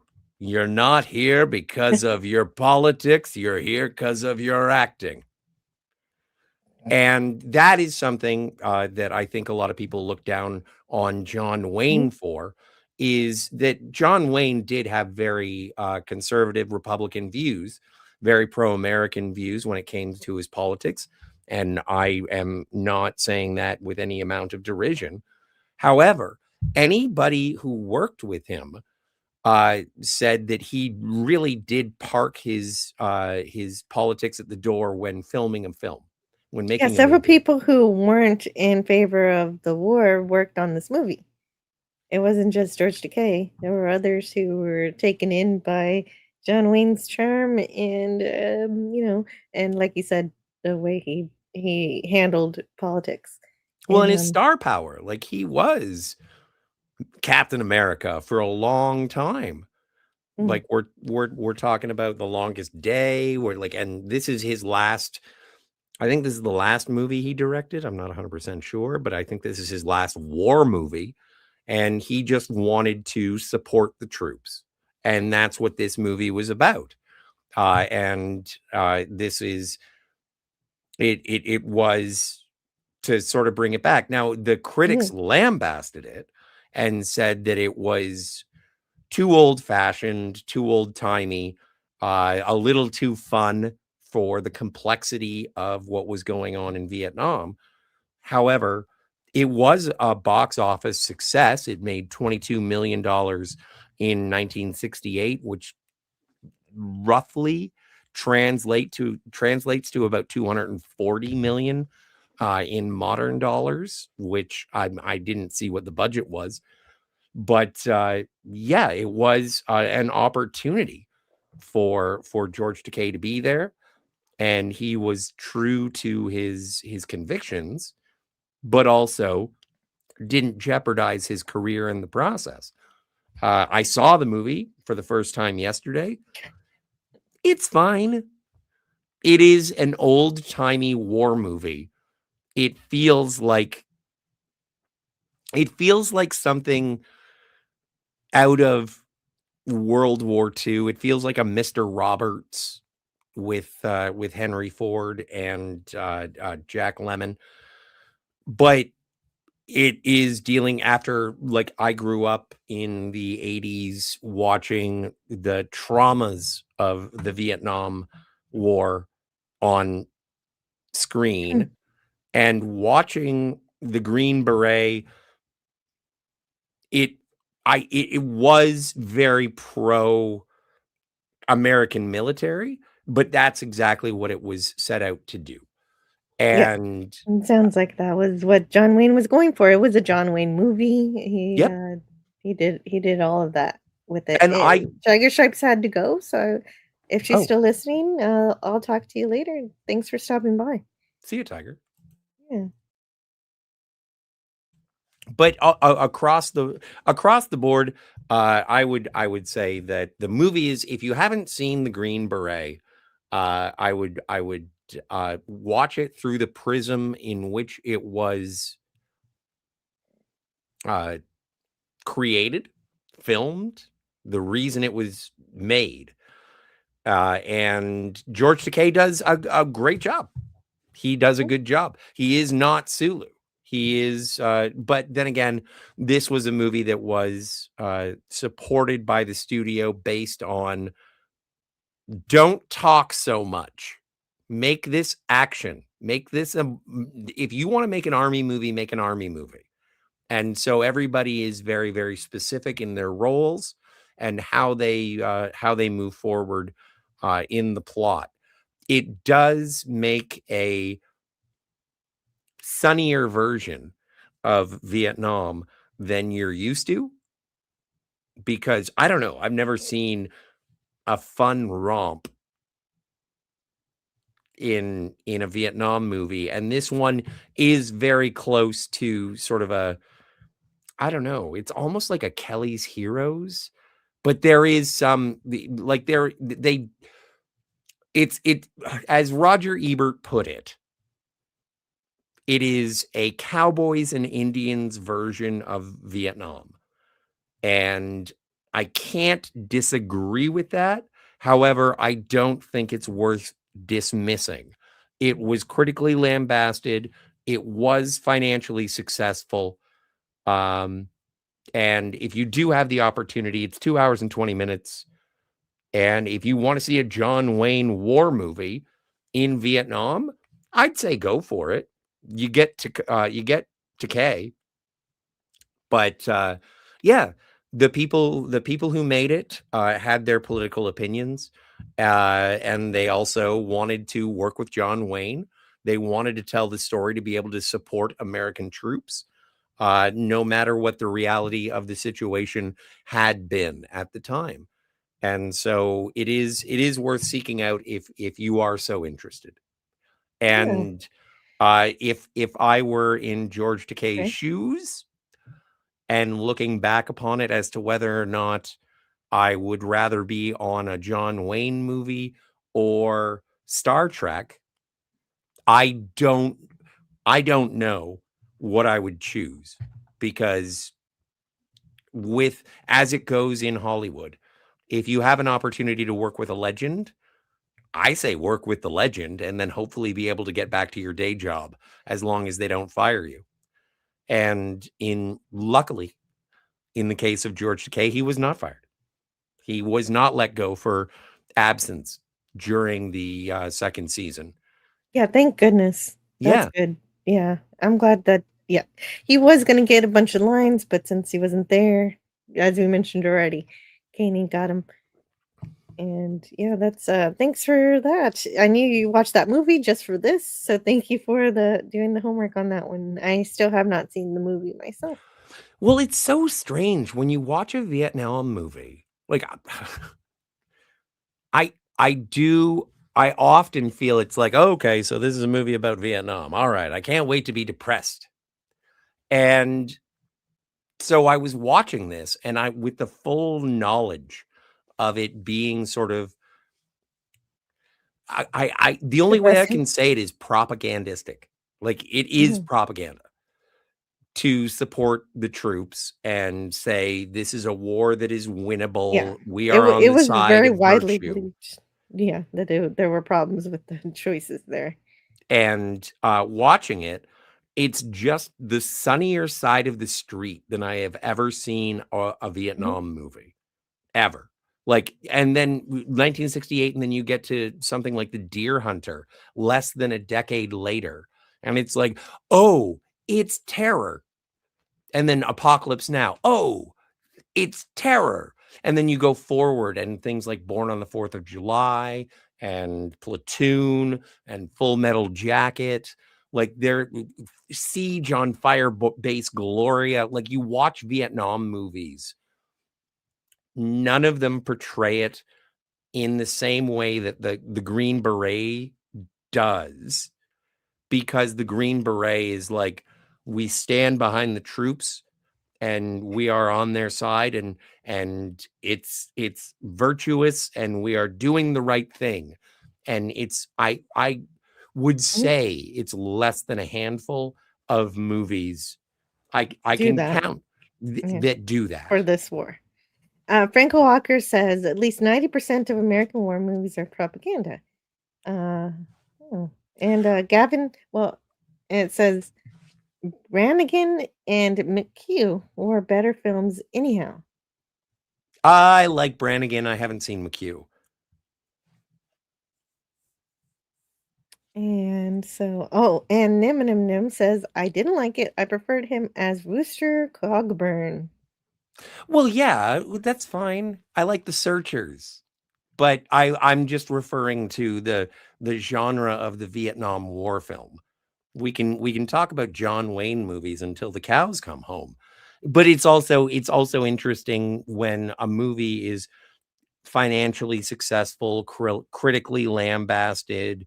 One of the reasons that it was critically lambasted is because all of the Vietnamese characters were played by Japanese actors. So there's culturally insensitive casting, and the thing is that the more things change, the more they stay the same. Mhm. So that's what the reference is. And again, it is a matter of representation, like George Takei being a Japanese American and acting as a Vietnamese military man. It is a situation where it's like, you know what? It's called acting. And if it even if it doesn't work, at least it is the vision of the director. And as it has been said about John Wayne in the past regarding his politics, is whenever he was involved in a project, he was supportive of his cast and his crew. And even with the reputation that John Wayne had, he never put his foot down and said, well, I don't like your politics, so you can't work on this movie, which speaks to the integrity and fortitude of an artist who wants to tell a story, as opposed to an ideologue who wants to portray something that is to finger wave at an audience. Yeah. And if he did that, he probably wouldn't have gotten those actors to want to work with him. Oh, of So, course. yeah, that works. But there were people like even Elmer Bernstein, the very famous composer, was friends with John Wayne. And John Wayne was like, I want you to write the songs for my movie. And Elmer Bernstein said, Yes. I don't like it. I don't like the story. I don't like the subject matter. So no. And he's like, all right, then I'll get Oingo Boingo. Yeah. And then hello to Scooby Pup in the chat. Good Hey, to Scoob. see you. And Nim mentions the Deer Hunter. Yeah, that's a depression. I met a Oh, girl. did you? Yeah. Yeah. I met a girl who said her two favorite movies were The Deer Hunter and Bridges of Madison County. I watched both of them in a day and I did not stop crying. I was like, this girl is fucked. And Motorhead Ski is here. Hello, Motorhead. I am doing really well. How are you doing today? And yeah, that is a weird. I haven't seen that movie, so I can't really judge her yet. But you said it's depressing, so I don't know. Which one? Deer Hunter. Yeah. Nim says John Wayne changed his professional name from Marion Robert Morrison to John Wayne because studio executives felt his birth name sounded too soft and unsuited for a rugged Western hero. That is true. And for something closer to reality, Gavin says I could always watch the Ken Burns 10-part documentary on Vietnam. Narrated by suggestion. I think it's narrated by Peter Coyote and Keith David. Oh. It's good. It's good. Scotty watching Bridges? A chick flick? Oh, Scotty loves himself some chick flick. I enjoy all film. Yeah. Like, I don't think that it's kind of like music. It's like, what kind of music do you like? All of it. Very eclectic with this So, movie going. So eventually, George Takei did go to New York for a little while because he got into this play called Blackbird something, and he was it was moving to Broadway, and so he decided, oh, this is my chance to go to New York. And then when he got there, they recast his part. So and then he had to get small jobs, and then he was like, you know what, this is not working. So he went back to California, and it was a good thing he did, because as soon as he did, Fred started his he had a Japanese American agent named Fred. I forget his last name, and but that would be terrible. He was kind of very, very important to George Takei, so I should get his last name. all right, Jill, while you're doing that, I just have to let you know I gotta stand up and walk around for a bit because my back just tensed up. Oh no, that's not good. You were telling me you were feeling tense in your Yeah. shoulder, and it moved to your back. Yeah. So I'll be back in a second. Okay. Go I'll fix do that. my best to stick around in the chat and whatever, but I'll be back in a second. I just want to see if I can work this out. Too bad your nieces aren't still there. They could walk on your back. But yeah. So so that was good. And so he played George Takei once played a young psychologist. Has anyone ever seen the 11th Hour? I don't know if that was good or not. And then he did a lot of television work, obviously, but of course the one that we know about is The Twilight Zone. He was on an episode of The Twilight Zone with Neville Brand, but I haven't seen it. I haven't seen this one. It's a season 5 episode, and I don't remember it. If I've seen it, I don't remember it. But also, it was banned until the 2000s, sometime in the 2000s. I forget when. But we're going to talk all about it whenever I get up to season 5 of the Twilight Zone reviews, which I'm currently undergoing as of the recording of this live stream. And so that's going to be very interesting to me. I can't wait to see his Twilight Zone. I was very excited to be reminded that he has one. CBS, oh, here it is. Okay. And it was an episode that CBS considered, it was from 1964, and CBS considered the theme of US Japanese hatred too disturbing, but it was true though. That's unfortunate that got censored.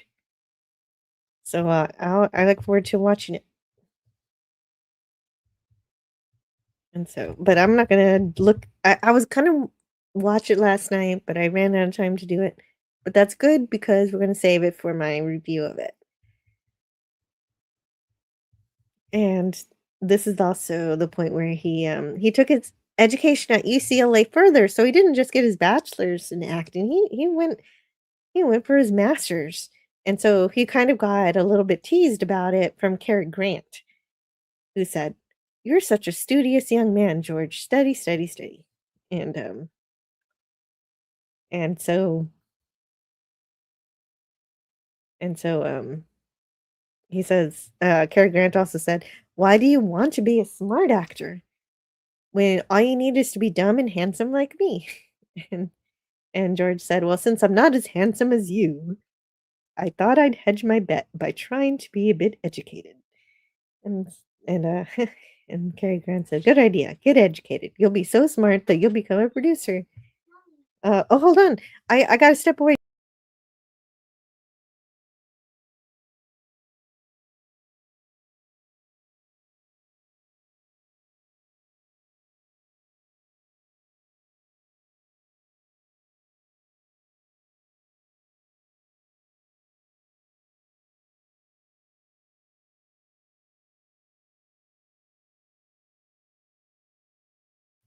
So sorry about that. I'm back now. Let's see. I want to ask if he gets tense from the ribs or the shoulders. Well, he got tense from the shoulders and somehow moved to his back. Poor Scotty. Nim Nim Nim says back pain is awful. Relaxants do help, so that's a win-win. Yeah. Dude Bro says to stretch the muscles. Okay, so everybody's trying to help Scotty, and so I will make sure to read these for him when he returns once again. And Scooby Pup says everybody loves Takei's. Oh my. Yes, they do. And I have, yeah, there's a story with that. Bana Shills is here. Hello, Bana Shills. Great to see you. Great. Now, no one is in charge of the ship. Yeah, I know. Just for a second. Jill will return. I did return. Yes, the US had a great dislike for the Japanese who lived in the US during World War II. Yeah, because of Pearl Harbor. Yeah, we did talk about that. And so much so that we put them in camps. And yeah, and George Takei was in one of those camps when he was very young, unfortunately. And it did also shape his life. And it was also very fortunate that he didn't get deported, because he almost was, because under duress, his mom had to give up citizenship for some reason. I forget exactly why, just to keep the family safe, to keep them not having to be released before the war was over. Oh my goodness. What, what the heck? Oh my god, if it's not my children's kitty cat.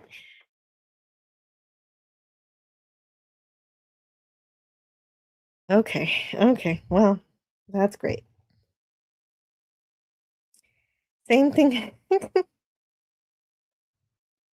Well, same thing happened. Well, 2020 to an extent. Oh, I forgot about that.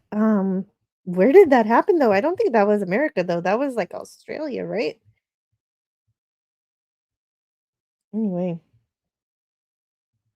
my goodness. Okay, so where were we? I lost track. Right. Well, but luckily there was somebody who helped, and so the family didn't get deported. Yeah. So luckily then we got Sulu. So that was very fortunate. What happened in 2020, I'm pretty sure that might be a reference to the pandemic.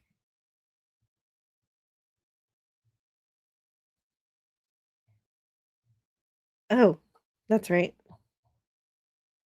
And then yeah, okay. I we talked about that already. And then of course we get to Star Trek, as we've already talked a lot about. And the phone call for him getting Star Trek happened while he was in the shower. I don't know if he would have lost it if he didn't pick up the phone, but he sings in the shower, and so also the shower's going, and so it was just lucky that he actually heard the phone ringing at all. And he wrote down some notes, and it was all on some, but since he'd just been out of the shower, the notes were all wet, and so he wrote down the name of the person he's supposed to have a meeting with, and and it was obviously it's going to be a meeting with Gene Roddenberry, but the way he wrote it down later on, once he gets to the meeting with DC Fontana, he says, "I'm here to see Mr. Rosenberry," because of his note being all wet. He can't really read it, and she corrected him that it's Roddenberry. And oh yeah, the meeting George with Roddenberry is really, really, really sweet, because this he actually admits to this mistake, because Roddenberry makes a mistake too. He calls him, is it, well, and he asks, is it George Takei? And of course, George Takei corrects him, but says that Takei is actually a Japanese word meaning expensive, and and my name is George Takei, like okay. And so what did he say? Is he said, "Oh, okay, Takei as in okay, Takei is okay." So, how's everything? So you can't say gay without Takei. Right, and that is how. Yeah, that was I was talking about when Gene Roddenberry and George Takei first met, and he was Oh, okay. Roddenberry was trying to get the pronunciation right, especially when he learned that Takai means expensive in Japanese. That's good to Kind of know. weird. If I'm ever Yeah. in Japan and someone Yeah. says how many yen something is, I Yeah. might be able to say Takai. Yeah, right. So anyway, I just want to take a short detour for a moment. Yeah. I've been wanting. Okay. You what? Are you okay? Anyway, everybody was wondering about your back. Did you get some good stretches in, or did I you? did. I can still touch my toes. So I did that. And I did some, yeah, I did. But here's the thing. And also, I did bring up that I've been swapping between two different kinds of glasses. My entire body is failing on me right now. So I went to the Salvation Army this morning to buy some movies. And I got 5. If you buy 3 or more movies, it's 30% off because of a coupon, because I'm part of the Salvation Army mailing list. And so they send me the coupons that say, oh, okay, yeah, no, if you come in here between July 3rd and July 31st, 30th, you'll get 30% off on movies.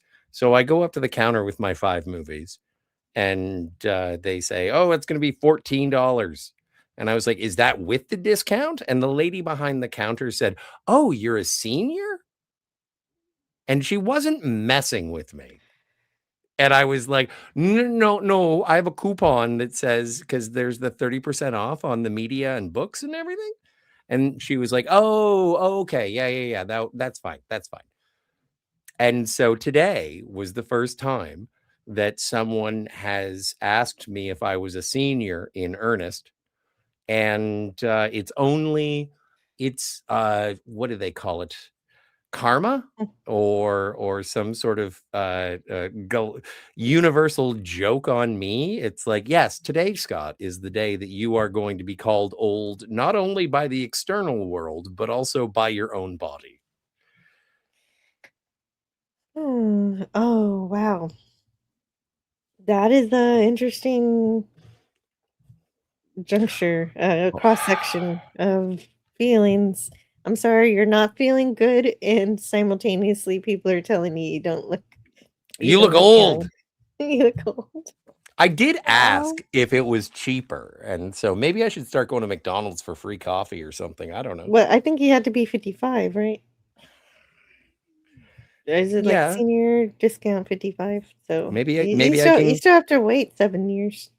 maybe I can get to go to the VA and pick up chicks. Maybe. You do always make those nursing home jokes. I do. Maybe they are gonna become not jokes. Elemental Calm says, "Good afternoon, everyone." Hello. Hello, Elemental Calm. EC was here. George was in a feature film with Jeffrey Hunter. You know, the way I see, it's good to grow older because that means you're still here. Yes. Right? That's what I tell myself anyway. Still sucks. Yeah, it's still kind of It's not my favorite. Dude Rose says, Scotty, go do lunges. No, my legs are fine. I never skip a leg day. And he also says, get an exercise ball. It works great for me. Okay, is that like for bouncing and posture? I don't know how to work an exercising ball. I only know how to work them in pairs. There you go. I don't know either. I mean, I bounced on an exercise ball, but I don't think that's helpful. Well, and that's on your Patreon. No, it's not. I know it's not. I know it's not. Don't sign up looking for that video, everybody. I just had to put that in there so it's not false advertising because I actually do have a Patreon now. ET was here, says last year when I asked to be when I was asked by the National Park Senior I was asked for the senior season pass. I had to show my ID to prove I was old enough. Oh, okay. Nice. Well, wow, and hey, I Not appreciate Brian the is here. concern. Hello, Not Brian. Hey, Not Brian. Great to see you. Yes, Good yes. diet, rest, exercise, Tai Chi. Apparently, you got to go learn some Tai Chi. I heard yoga works really well, and I heard it Yeah, works yoga. well from the guy who played Drake on Aliens. So he was like, guys, don't be afraid of yoga. Circulation. Mm-mm. So Yeah. So for bouncing and posture, you can roll your back on the exercise ball oh, that makes sense. That makes sense. or try a foam roller. Wow, Juniper is full of all sorts of advice for your back. I do appreciate it, and thank you. Franco Walker suggests that you do a bungee jump. That'll stretch your back. Dude, I saw this video on the internet. It was a scary video, and it was like, and here is when he realized that the bungee cord was not connected. And I was just like, I don't want to fall to my death. No. Yeah. Yeah. So I But was just just don't like, do it in no. Brazil. Yeah, I guess so. I guess so. Goodness, that is scary. I wouldn't want to do one either if I don't trust Well, the I'm people doing it. I'm afraid of heights too, so it's not going to be relaxing or good. In fact, I would probably pray for death halfway down. Oh my god.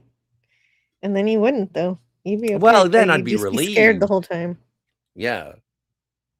It would be cool if I could do like that James I Bond prefer thing roller from coasters. GoldenEye. Yeah, but that's not going to help my back.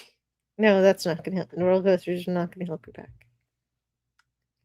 People aren't just trying to torture me. They're trying to help. They're giving good advice. There. Remind me of this next time I'm like, nobody likes me. But it's like, everybody Okay. wants your back to get better. I'll remember that later this evening.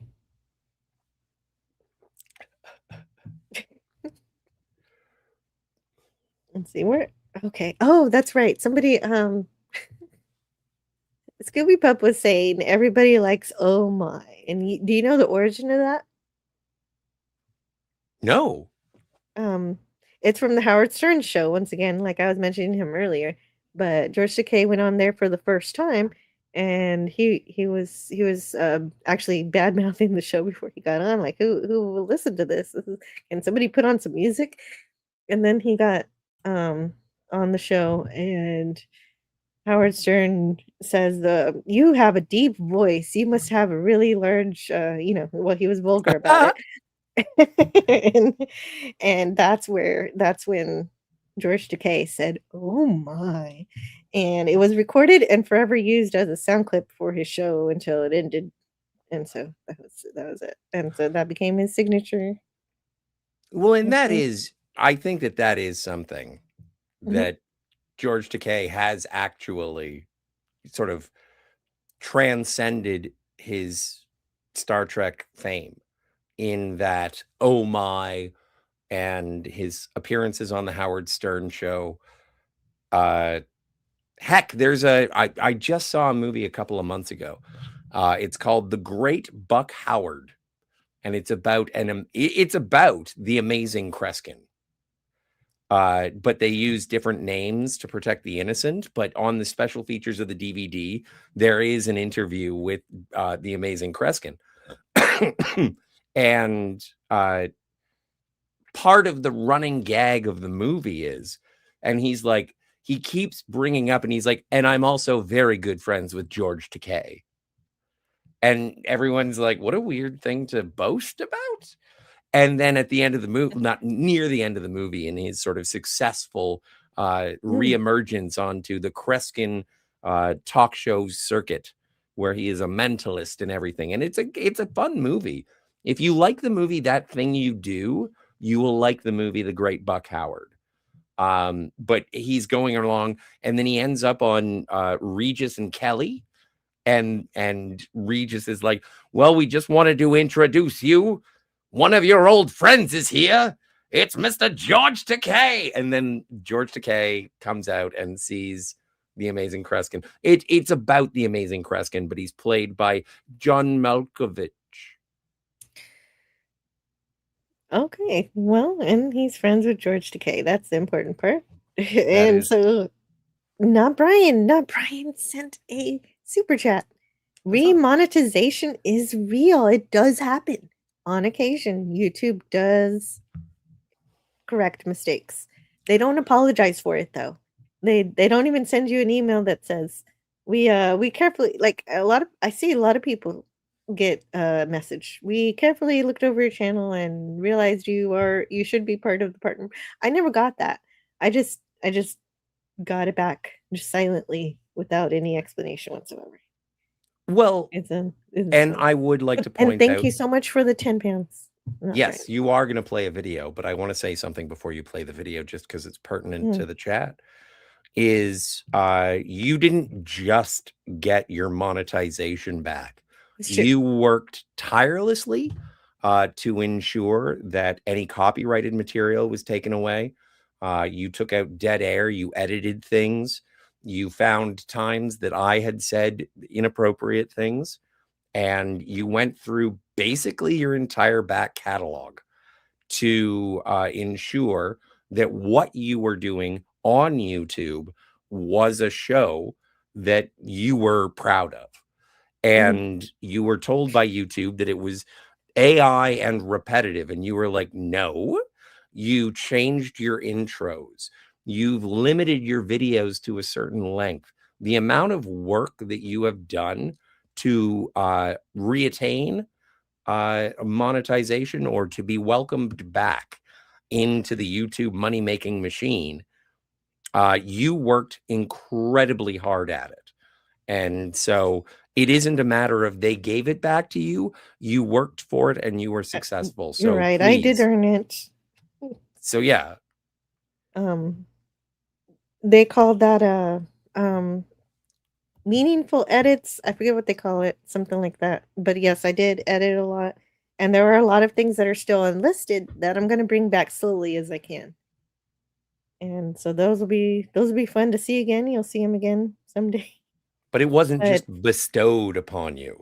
No, that's true. That's true. I've had to change things, and it was it would have been nice if they said something first and said these things that were okay that are no longer okay.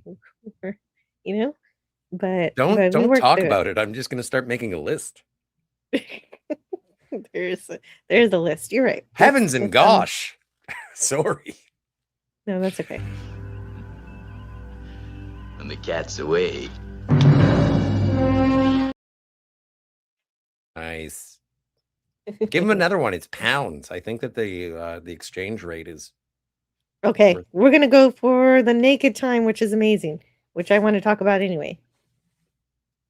And this is my second favorite Lieutenant Uhura line, but this is of course, is instigated by Sulu. Sulu, I'll protect you, fair maiden. She says, "Sorry, neither." And that's the greatest line ever that she ad-libbed.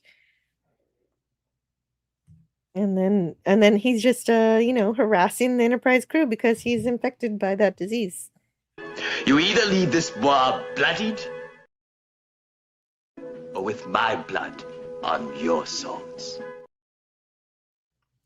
And what makes it even better is that he had a hand in choosing the fact that he was fencing rather than, because the writer, John D.F. Black, wanted to do samurai, because of his heritage. But George Takei reminded him that this is the 23rd century and that he would see his heritage as being much broader than that. And just his actual current time example was really good. He said, when I was a kid, I was playing cops and robbers. I wasn't playing samurai. And he also, once he saw the Robin Hood movie when he was a kid, that he loved it so much his mom even made him a Robin Hood outfit and everything. And so that's where the fencing came from, and how everything circled back. I saw this on StarTrek.com. It was an interview with Will Wheaton, but never mind Will Wheaton because the story is better. But never mind that now. So of course John D.F. Black said, "Oh, so you know fencing?" And so of course George Takei said yes, but of course he didn't. So he signed up for classes, and it turned out the person who taught him was the choreographer on that Robin Hood movie that he loved as a kid. Oh, That's what made that story really cool. I really find that like in the 1960s, I guess maybe it's a romanticized retelling of what was happening at the time, but I always find that it's like, oh, can you ride a horse? Oh yeah, I can ride a horse. And Mm. so then it's like, oh, and then I was trained by John Ford's horse wrangler or whatever. Like it's such a community in 1960s Hollywood for good or ill. Mhm. Absolutely. Thank you. Jill deserves says I can Springfield. jet ski. And finding Scotty's inappropriate moments is a full-time job. There's 0 in this episode so far. I And did say hello to jab. Oh, that's true. Yeah. That's true, but it was contextual. And it is in this instance as well. Tommy and the Guinea Pig Collective. It might be something, but I don't know if it'll lose the context if I censor it. Just put a beep. Yeah. Have you done that? Have you ever just put a beep? I can if I delete the video, take it in. I can only remove the sound inside It's only YouTube Studio. It's only a 3-letter word, so maybe you can put in like a boing. I don't know. I can't add sounds with the YouTube. What's the matter, you? Editor. Osh, That'd be posh, nice. bagosh. Like the editor will be way cooler if you could add sound and voice, but you can't. Yeah, fair enough. But hello to Tommy and the Guinea Pig Collective. He had a really fun show last night that I was mostly lurking on, but I did say hello in the chat. He did Nice. mention the Star Trek Lego set, which got me interested in it. And yeah, I don't know if I'm gonna get it. So still dragging my feet on that one. Well, the two things that I would keep in mind is first things first, where are you going to put it once you put it together? Because I think the Enterprise D had a better chance of surviving in your setup than that bridge, because that thing opens up like. Well, maybe you can close it and open. Yeah, but then what's the point? Then you have a box. Yeah, that's right. And then the second thing is that it doesn't have a floor. Yeah, the floor is the biggest part, and I'm waiting. Maybe I should just wait until somebody 3D prints one so I know I have something stable. Well. And I don't have to buy like green blocks. You can just like buy those plates and stick them all together, but that doesn't look great. Yeah, I don't know, man. I'm not a Lego guy. Will Wheaton is annoying as sin, says Tommy. He is now. And after this, it is said by popular request of the cast and crew, Takei was never to be given a sword scene again. I think that's true. I think he actually cut somebody. Oh, no, that's a rumor. That's a rumor. Oh my god, that's in the book. That's in the book, and that's a total rumor. He was practicing by himself. Oh, and he denied it. Yeah, he denies that he cut anybody. He was practicing by himself, away from everybody. But James Doohan was so nosy. He heard some noises, and he walked in, and the sword was right near his nose. He didn't actually cut him, so it was a near miss. Ah, lad, I lost my finger. Do you think I need to lose my nose? Yeah, and apparently he would. That's not how James Doohan spoke. James Doohan actually would retell the story with a bit of drama, so rumors happened. As they do. In some cases, he ended up bloodied. Well, and I like how they continued that on with Sulu's character as well, just being a fan of ancient weapons. So in Shore Leave, when he finds the revolver. Yes, I love that too.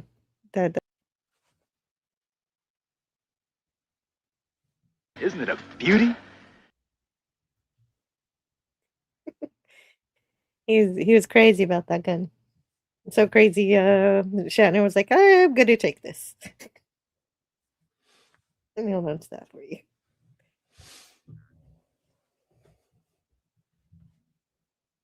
Just say beep. Read it and say beep instead of the word Yeah. Jack. Beep. Jill, you have Jackanapes. lots. I can't do it. Jill, you have lots of hair. I thought you were wearing extensions on Cinema Gold when you covered Alien. No, this is my hair. Oh, my hair. Oh, my. Anyway, Wolfman Bird. He liked it, but he didn't know how to handle it. You got like a Worf Yeah. ponytail. A Worf ponytail. Well, I've seen those memes. Maybe he's born with it or something. Maybe it's Maybelline. Mm-hmm.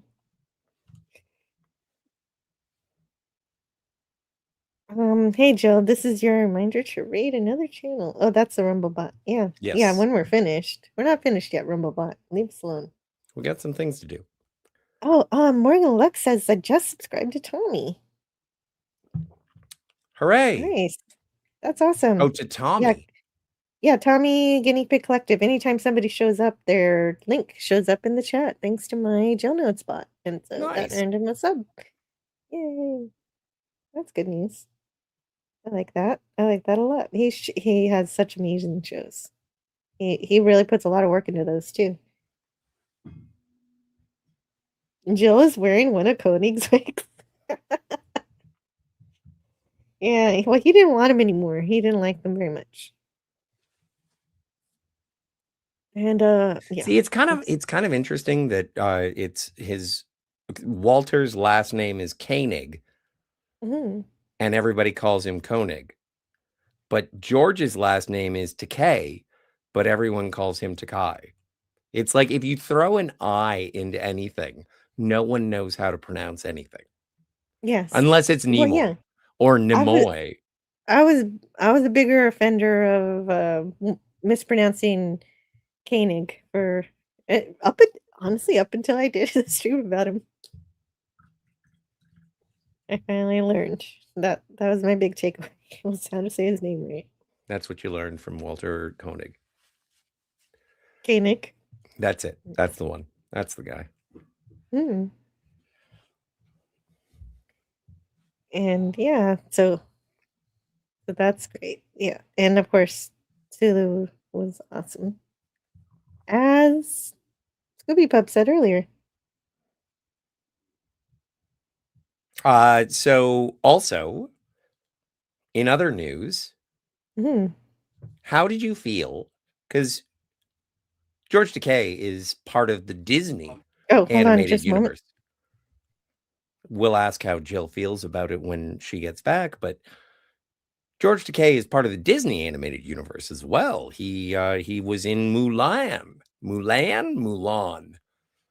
and the animated with Eddie Murphy, and played Mulan's father, if I'm not mistaken. I don't know. I've never seen it.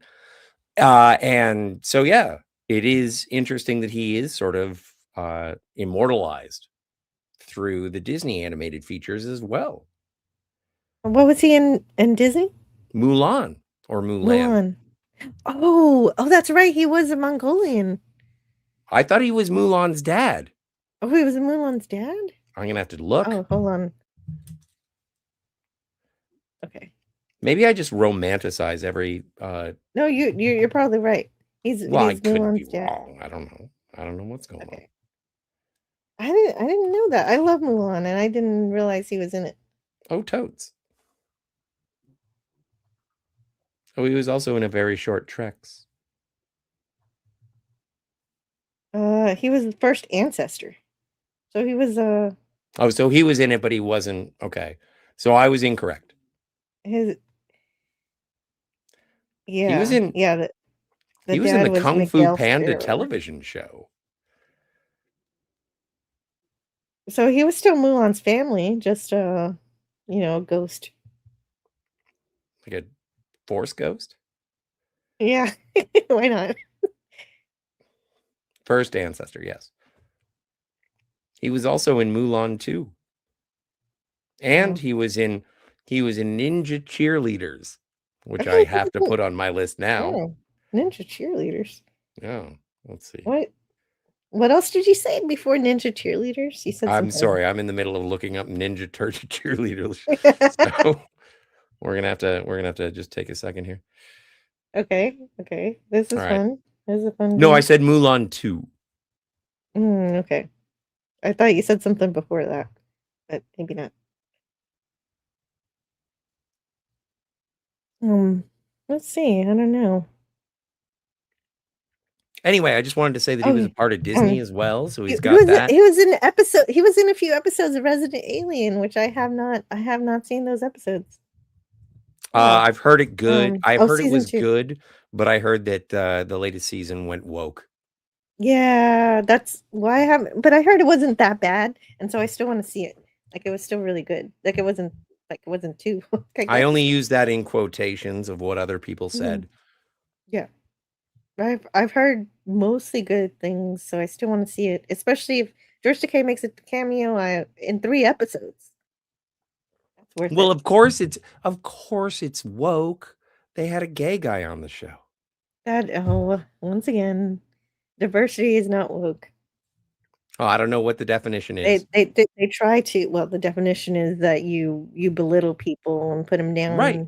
for being who they are, or for being born the way they are. That's what wokeism is. Actually, very prejudiced and exclusatory.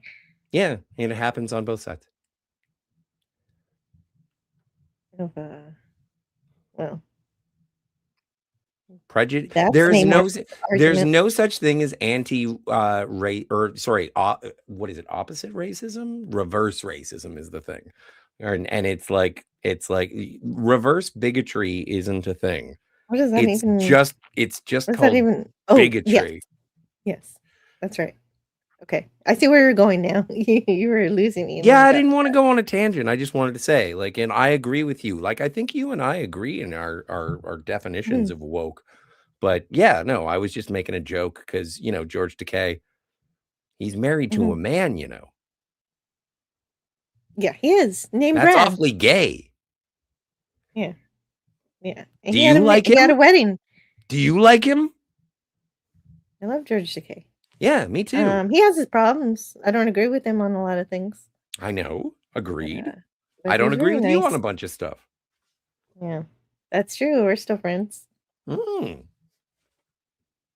What? So, Takei also did the voice acting work on Archer for 2 episodes. Nice. That's really fun. I love that cartoon. Me too. Now that you got me on those. Isn't your cat named after an Archer Lana. character? Yeah. Lana, yep.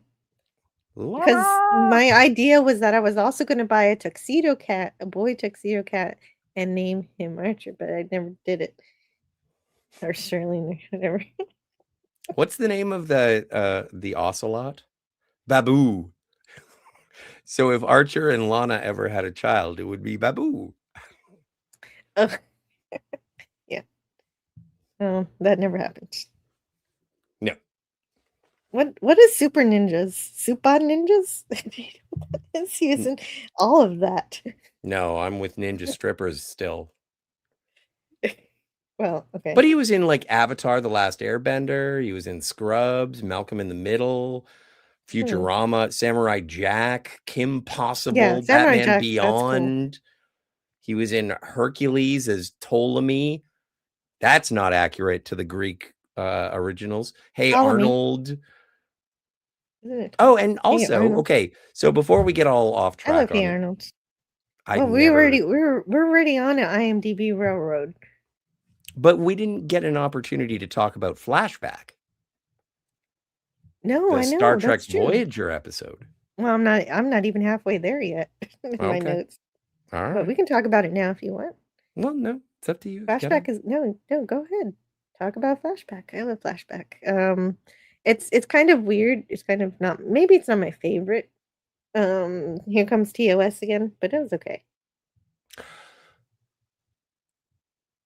It's so terrible to say because usually, I don't like to get into these nuts and bolts, but I think that it is a great opportunity for an episode of Star Trek Voyager.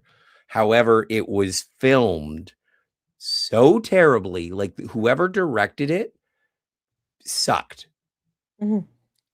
I don't know who directed it. So, and if they had done other good work, I apologize.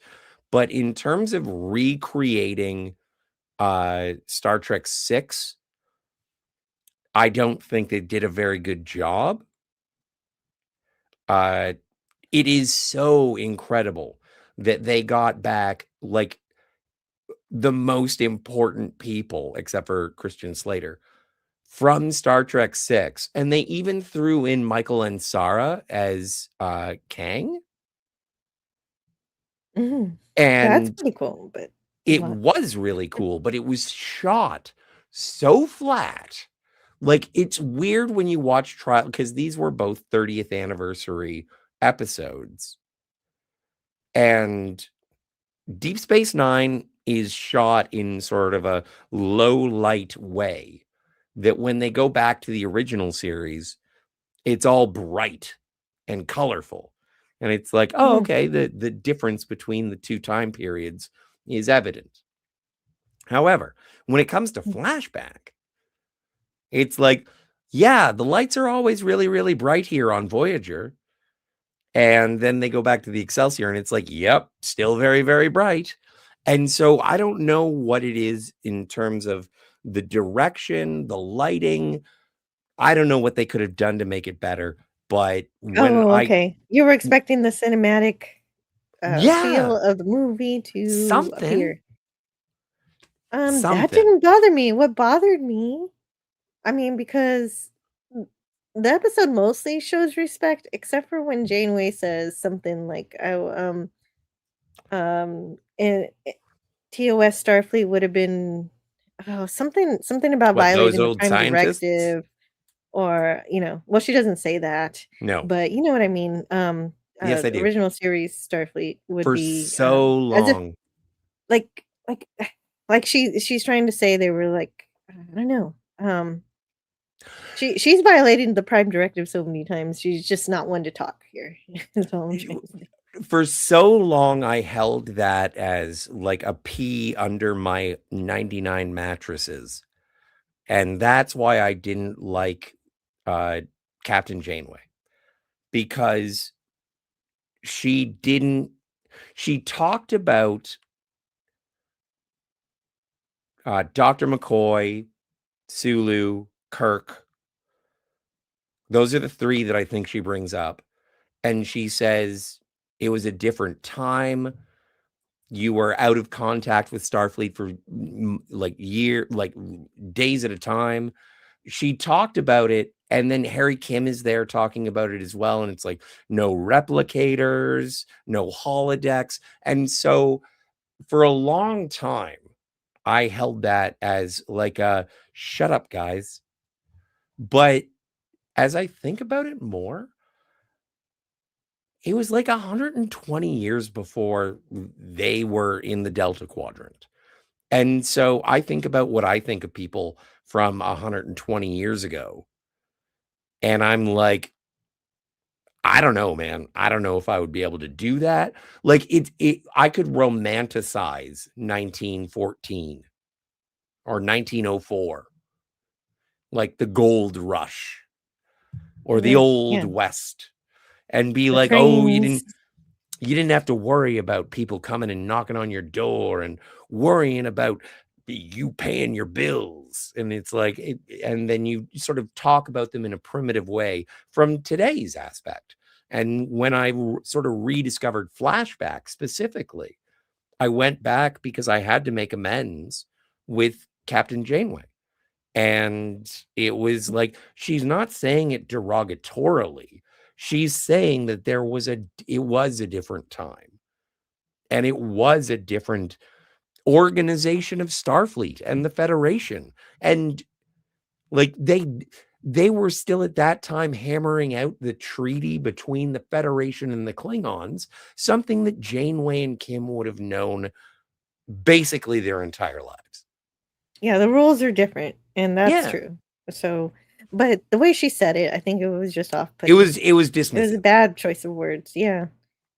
It was a performance choice, but also it was something where I don't know. I think it's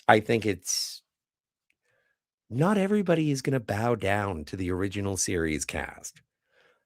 Like, if you're in Starfleet, not everyone is going to bow down to Captain Kirk. Like, even look at Captain Styles from Star Trek 3. There are always critics.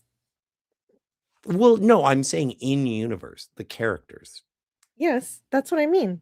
Yes, There are yes. always going to be critics because he's become a legend, and so people will read about him and Look, even Finney wanted not to, actually know him. Finney and have wanted to false put him in jail. He faked his own views. death to try and put Kirk in jail. Yeah, and they have a fight.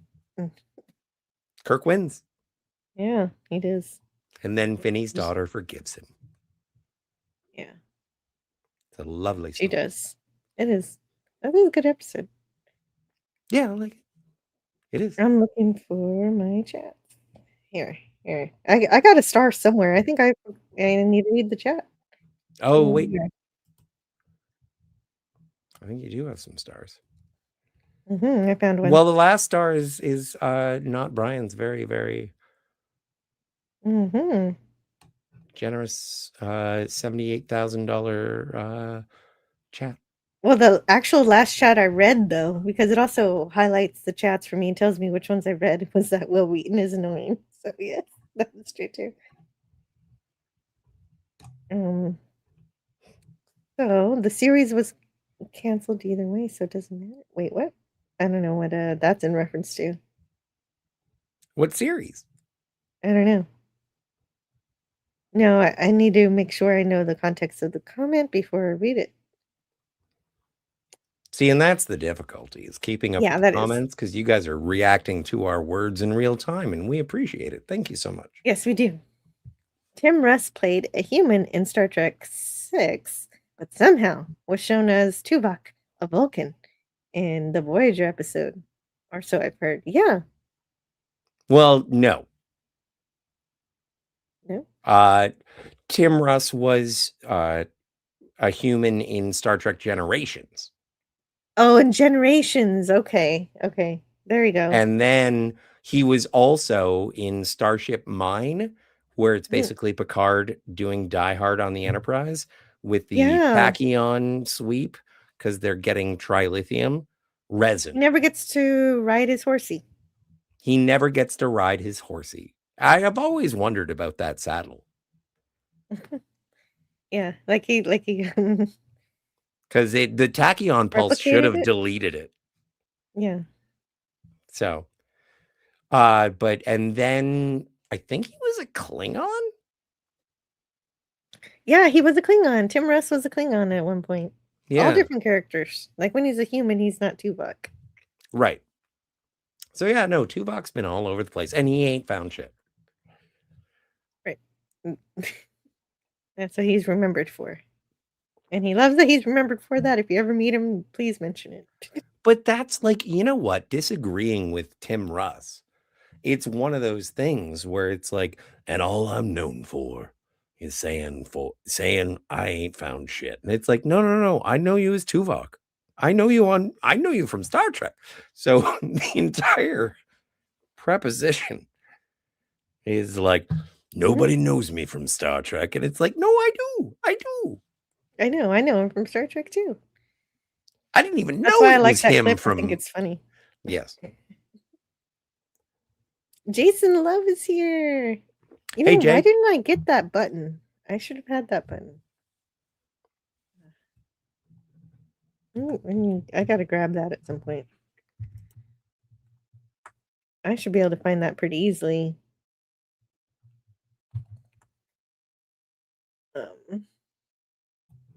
Oh, there we are. Okay, so let's see if I can download I saw Tim Russ in an erotic thriller starring Andrew somebody and Sharon someone. Like way back in the 90s, like in like 92, way before Voyager, I think. Yeah. I forget what it was. The lady ended up, the co-star, she was famous for getting naked, and she eventually married Gene Simmons, and she used to be married to Andrew somebody, and they made a couple of movies together, but Tim Russ was in one of them, and he was the black police sidekick who gets killed halfway through.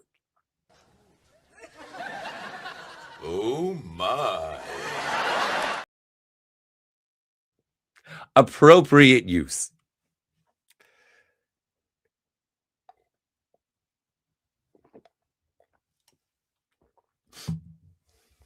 Shannon Tweed, that's her name. No.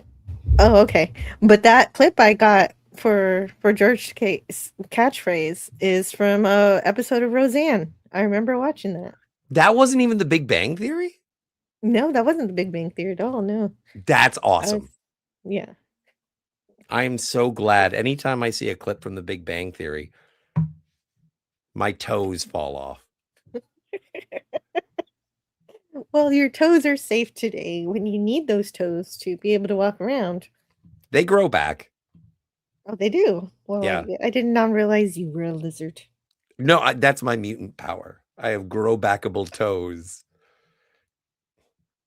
I thought you had a different mutant power. I don't recall. My brains are in my toes. All right.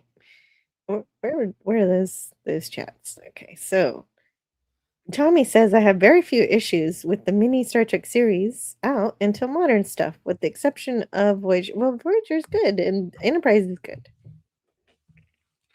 I And, can, but everything and before that's go specifically about that episode flashback. Like I think that it did a disservice to the performances, because it's incredible that we got Valtane back, we got Rand, we got Sulu. I even think that the helmsman, who was the Russian, like he's the Russian guy from Star Trek 6, he's in it, and only briefly, like he doesn't do much. And the thing is that they try and recreate the beginning of Star Trek 6, and the guy who directed it, whoever directed it, I apologize. Maybe you were on like a timeline or whatever, but it was just like, I've seen this already, and it was better the first time. And then you get to see the other stuff that happens with Rand and Voltaine. It's just, Oh, it was directed by David Livingston. David Livingston is a good director of Star Trek. Maybe it's just, Yes. maybe it was time. Maybe it was, I don't know. Holy crap. David Livingston. No, that was David Carson directed Generations. David Livingston. That's the name. Like the reason that the fish in Picard's Ready Room is named Livingston is because of that director. Oh. I've got one of those. I've got a fish. I've heard. Yeah. Somebody sent you a fish. Yeah. Yeah, we should review that one day. It's all a flashback. That would be a good one. Yes. To talk a little more about this. Because it does get into some of the good stuff is more of the Tupac stuff, some of his backstory and everything. Oh, it ends up being just like personal trauma based on a ghost. It's almost like it was a ghost? Yeah, it was a ghost. It was a psychic ghost that travels from person to person to person to person. Okay. Possession. No, it's like the candle from the Beverly episode. Oh, no, it's not. Yes, it is. Yes, it is. That's terrible. Yep. Except it isn't required to be in a single bloodline. It's just that whoever it sees at the time of death, it passes over into that other person. So yeah, it ends up just being an infection. Yeah, Big Bang Theory is literal poison, says Kevin. Well, I wouldn't say although literal. Takei was in it. He was in it. I think that's why Scotty mentioned it. In Death Wish 3? No. No. Big Bang Theory. Oh, of course he was. Everyone was. Everyone was in the Big Like, Bang. was Shatner in Big Bang Theory? Probably. And if he wasn't, good for him. Nimoy was. I don't think Shatner was. Shatner I was find in no offense to uh, any fans of The Big Bang Theory, but I find it an affront to fandom. well, yeah, it makes fun of rather than laughing with. Yeah, no, it makes fun of you for knowing shit. Hmm. Yeah, that's apparently the punchline. You know stuff, and that's funny. Yeah. Tommy says, I watched the first episode of that new Big Bang Theory spinoff there. Stewart fails to save the universe. I expected stupid, but it was actually comical. Really? That's interesting. I think that Jonathan Frakes directed that. And I guess you know what, with your with your recommendation, I'll give it a look. Mhm. I've got to step away just for 2 minutes, and I'll be right back, super quick. But Sure. I'm gonna play one clip. Oh yeah, this one. So much for the little trading cruise.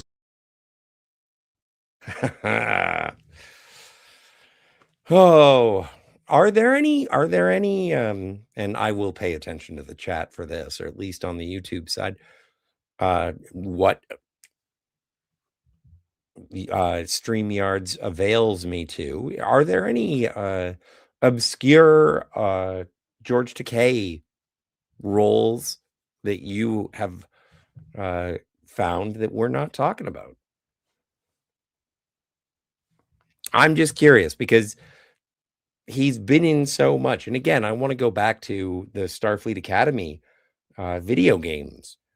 It is so fascinating to see what is showcased in the interplay video games with live action from Christopher Plummer and George Takei and Walter Koenig and William Shatner and like the people who showed up for those video games. And it's like you can be cynical and say they showed up for the money. Perry Mason, absolutely. Jason Love. He was in Perry Mason. He was in Mission Impossible. He was oh heavens. If we want to go back through classic television, like early 60s and the Hooskow? I don't know why I said Hooskow. Perry Mason, Hawaii Five-0, The Twilight Zone, which we've watched, Voyage to the Bottom of the Sea, I Spy. I wonder if Cosby took advantage.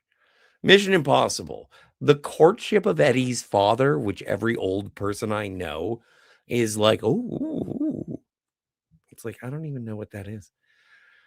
Ironside, $6 Million Man, General Hospital, recurring in General Hospital. Oh, he was in The New Adventures of Johnny Quest, Miami Vice, Murder, She Wrote. He was in Kung Fu, The Legend Continues. He was in Spider-Man, the animated series. As I mentioned before, Hey Arnold, Hercules. He was in Batman Beyond, Samurai Jack, Scrubs, which he played a priest. Malcolm in the Middle, Will and Grace. Of course he was on Will and Grace. As I mentioned, Star Wars, The Clone Wars. He was in Transformers. He was Yokotron. Put that on your bingo card. Yes, he was on The Big Bang Theory as himself, The Big Bang. Oh, and yes, Super Ninjas. Someone mentioned Super Ninjas. He was on Pound Puppies, Archer. He was on Adventure Time? Oh, wow. Celebrity Apprentice in 2012. So George Takei has met the current president of the United States, Mr. Donald J. Trump. He was on Ultimate Spider-Man, a bunch of Kung Fu Pandas, Hot in Cleveland, played a reverend, BoJack Horseman. Of course, he was on Robot Chicken. I've been on Robot Chicken. Yeah, he played Sulu on Short Treks. Star Wars again. And at this point, I'm just going. He was in Gremlins: Secrets of the Mogwai? What the name? What is Gremlins: Secrets of the Mogwai? Someone's going to have to fill me in. I said it again. Welcome back, Canadian Spider-Man. Thank you so much for being here. I'm going to go scrolling up. If it works, it does not. It does. Oh, no. Oh, yeah. Gremlin Secrets of the Mogwai is an animated series that they have on HBO. I haven't seen it. I don't know if I want to. My favorite Gremlins is Gremlins 2. Welcome back, Jill. Thank you, heavens. Yay. I didn't know how to work the scrolly thing. I don't know. No, I haven't Wasn't seen working. past Gremlin. I haven't seen Gremlins 2 yet. I've only seen the first one. With the unfortunate makes thing that sense. happened to Santa Claus and the chimney. But Jason Love says that Shatner was one of the D&D players during Will Wheaton's game. Okay, there you go. That is the answer. He was in the Big Bang Theory. And hello to Canadian Spider-Man. Doesn't William Wheaton have a lot of bad things to say about Bill? I think he has something bad to say about Takei too. Like Takei might have said something mean too. Like who isn't like who didn't offend Will Wheaton is the question. No, but come on. Seriously? George Takei offended Will Wheaton? I heard that somewhere. What did he say? I don't remember exactly what he even said. All right, But I'll look it up. I'll look it up. Well, That's okay. crazy sauce. George Takei can do a lot of things, but he can't offend me. No, I know. Like, I can disagree with him, but I'm not going to get upset. Okay. What was it? I don't know. Maybe I'm wrong. Oh, no. I forgot. Will Wheaton and George Takei dogpiled on The Rock, of all people. That's weird. That's not what I was thinking. Well, that happened recently. The Rock said, I think actors should stay out of politics. And then it was Will Wheaton and George Takei were like, F you, Rock. Well, it depends. It depends. You know, you don't want to hear like about somebody's political opinion from their, you know, when they're supposed to just be actors, but at the same time, George Takei is a little bit different because he actually is he actually does stuff. He actually has run for office. He's run for city councilman. He's worked as he worked in the transportation sector, taking care of subways and transportation stuff. So he actually did stuff. So he actually has a little more. Well, he certainly has a lot more advocacy. More than Will Wheaton. Hello to Canadian Spider-Man, but I guess they're friends now or something. I guess. I don't know. Somebody's. Hi. Well, I was just looking it up. Hi, Scotty. Hello. Hey, man. I was listening to the start of your show. Thanks for allowing me on. I wasn't sure if you were ending right away and you'd let me on, but thanks. No, I'm actually not out of things yet. I got okay, a couple more good. things. So. Sulu is, I don't know, maybe one of the most of the obviously not including the main three. He's got like some of the biggest roles in the supporting cast, and I love Sulu. George Takei, my opinion has changed of him, hot and cold, but Sulu is a great character. And I admire because of what Scotty was talking about earlier. George has great respect for Sulu, the character, and by saying no, he was straight. Even though many people thought he would have been gay because George himself was, but he really respected the character, and so kudos to George for that. Cheers, Well, friends. and we were Cheers to cheers. George. I don't have a drink, but No, it's yeah, just water. coffee. It's My water. coffee is all gone. No, I know. Oh, I have I- water over here in this They- plastic they- cup. They gave me I haven't had coffee because it's in my RV in BC still, so I haven't had coffee in a week. I went to a job interview this morning. They gave me a cup of coffee. I can't stop talking. I'm sorry. No, that's Oh. amazing. Also, that's Yeah, like for an accounting firm. It was with two ladies around my age, and they said, you've got about the same qualifications as college graduates, but you're Gen X. You might actually listen to us. I get it. yeah, that's That's great. amazing. Yeah, That's great news. it's yeah, 4 good blocks luck. away, Jill. I can walk there. You could walk. Yeah, I you could know, bicycle or right? whatever. Oh, Yeah, that's really it's good. I'm We excited. were I know, talking. but I'm bouncing the coffee. You gotta. Oh, okay. You're not on an exercise ball. We were talking about that earlier. No, no, but this chair is too low, so I'm actually sitting on a pillow because I'm short. Also, something else that we were talking about before was the pronunciation of George Takei's name. It is Takei, like It okay. is. Yeah. But we were also talking about how Gene Roddenberry also called him Takai at first. Is it true that it means because George was saying that it means expensive in Japanese? Is that right? Yes. My limited Japanese, yeah, that's it. Mhm. Takai is expensive.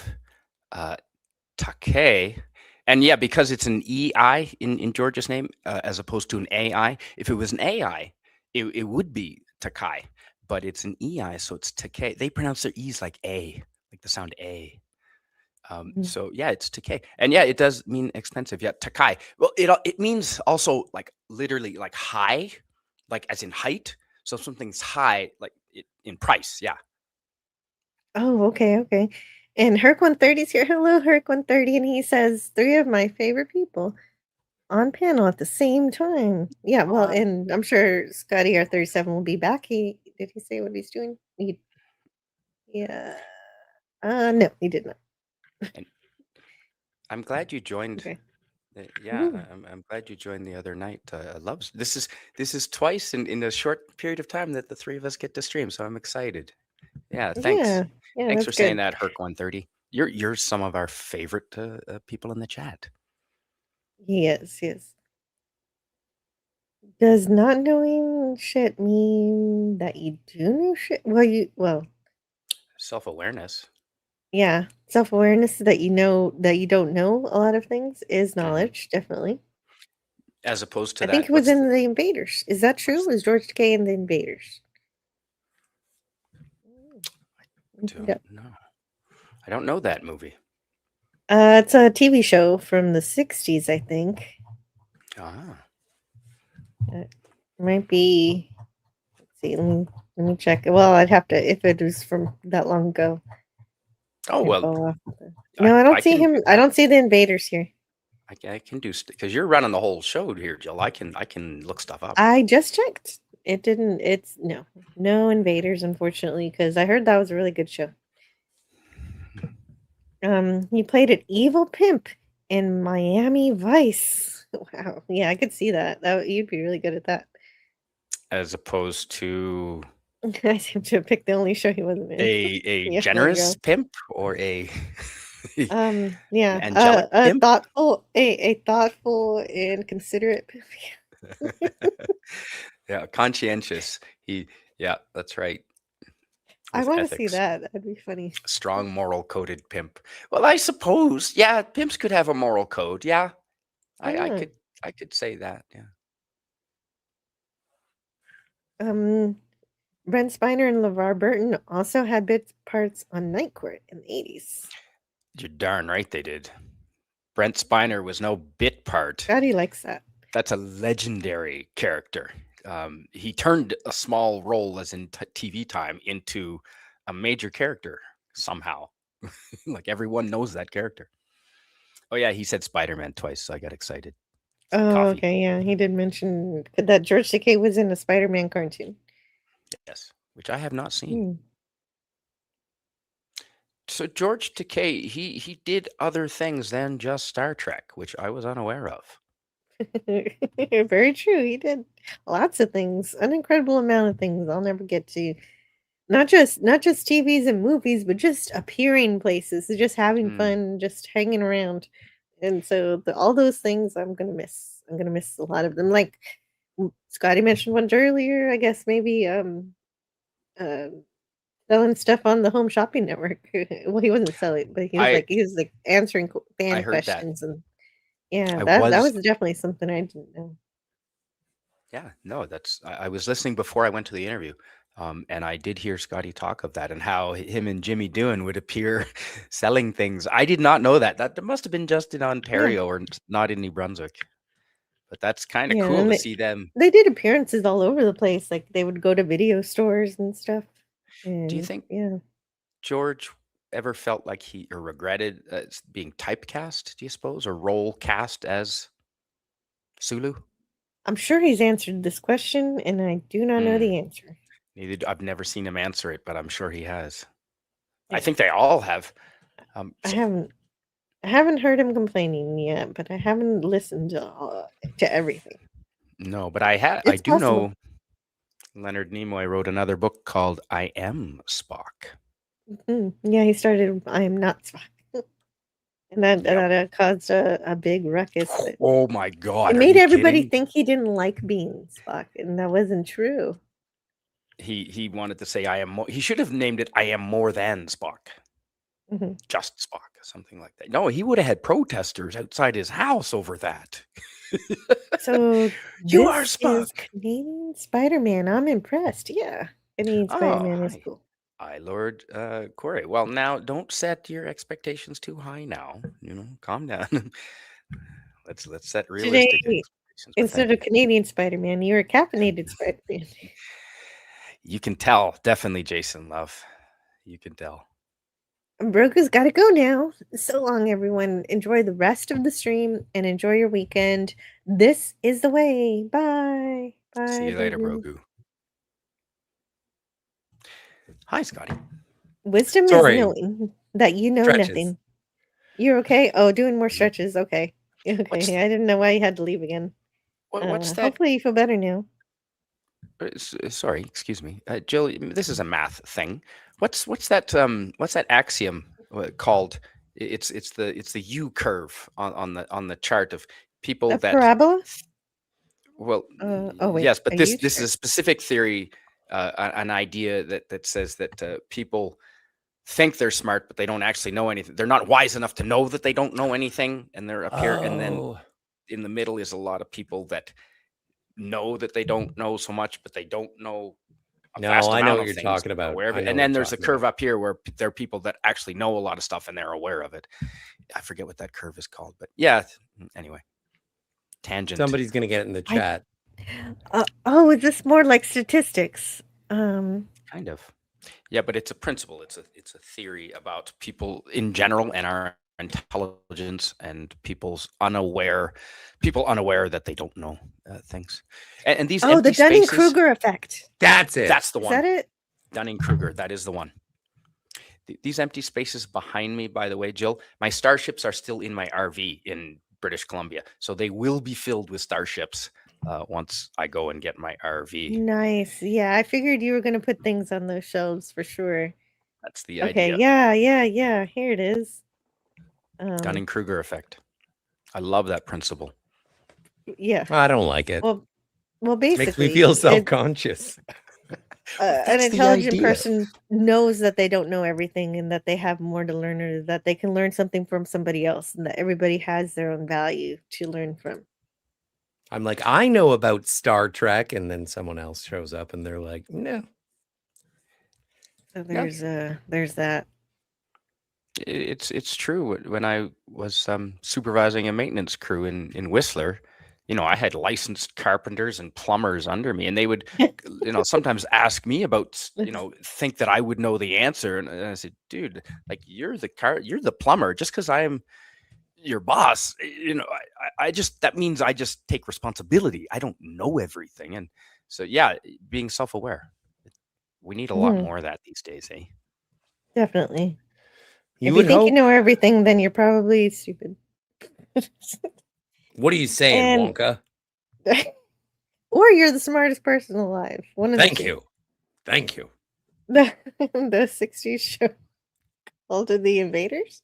Sci-fi paranoid vibes as the aliens are amongst us. Okay. I just I saw haven't seen it. one the other day. Gene Hackman as one of the aliens. Interesting how they burn away red when they die. Yeah, see, I've heard of this show and everybody says it's great, and I've got to try it out one day. And I think I will. Please share, like, subscribe, hit the bell, says Franco. Overestimating one's own skill set. Yeah, that does happen sometimes. Yeah, but like, come on, A guys. little We're on the confidence is internet. good. We're on the but internet. Everybody is exerting their own importance of opinion. And so no one's gonna say, well, I don't know.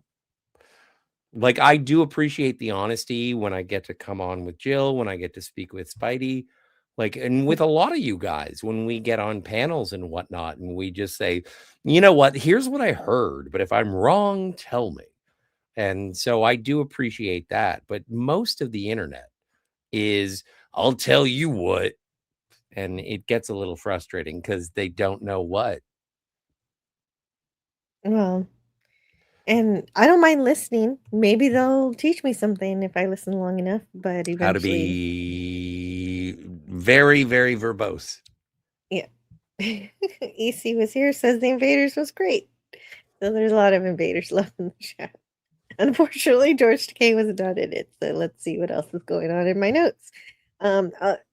So when he first got the role on Star Trek, he had to share a room with James Doohan, so he also made friends with him too that way. But they were like, James said, we're not going to let them do this to us again. If this was for the pilot, so he said if the series gets picked up, we got to have our own dressing rooms.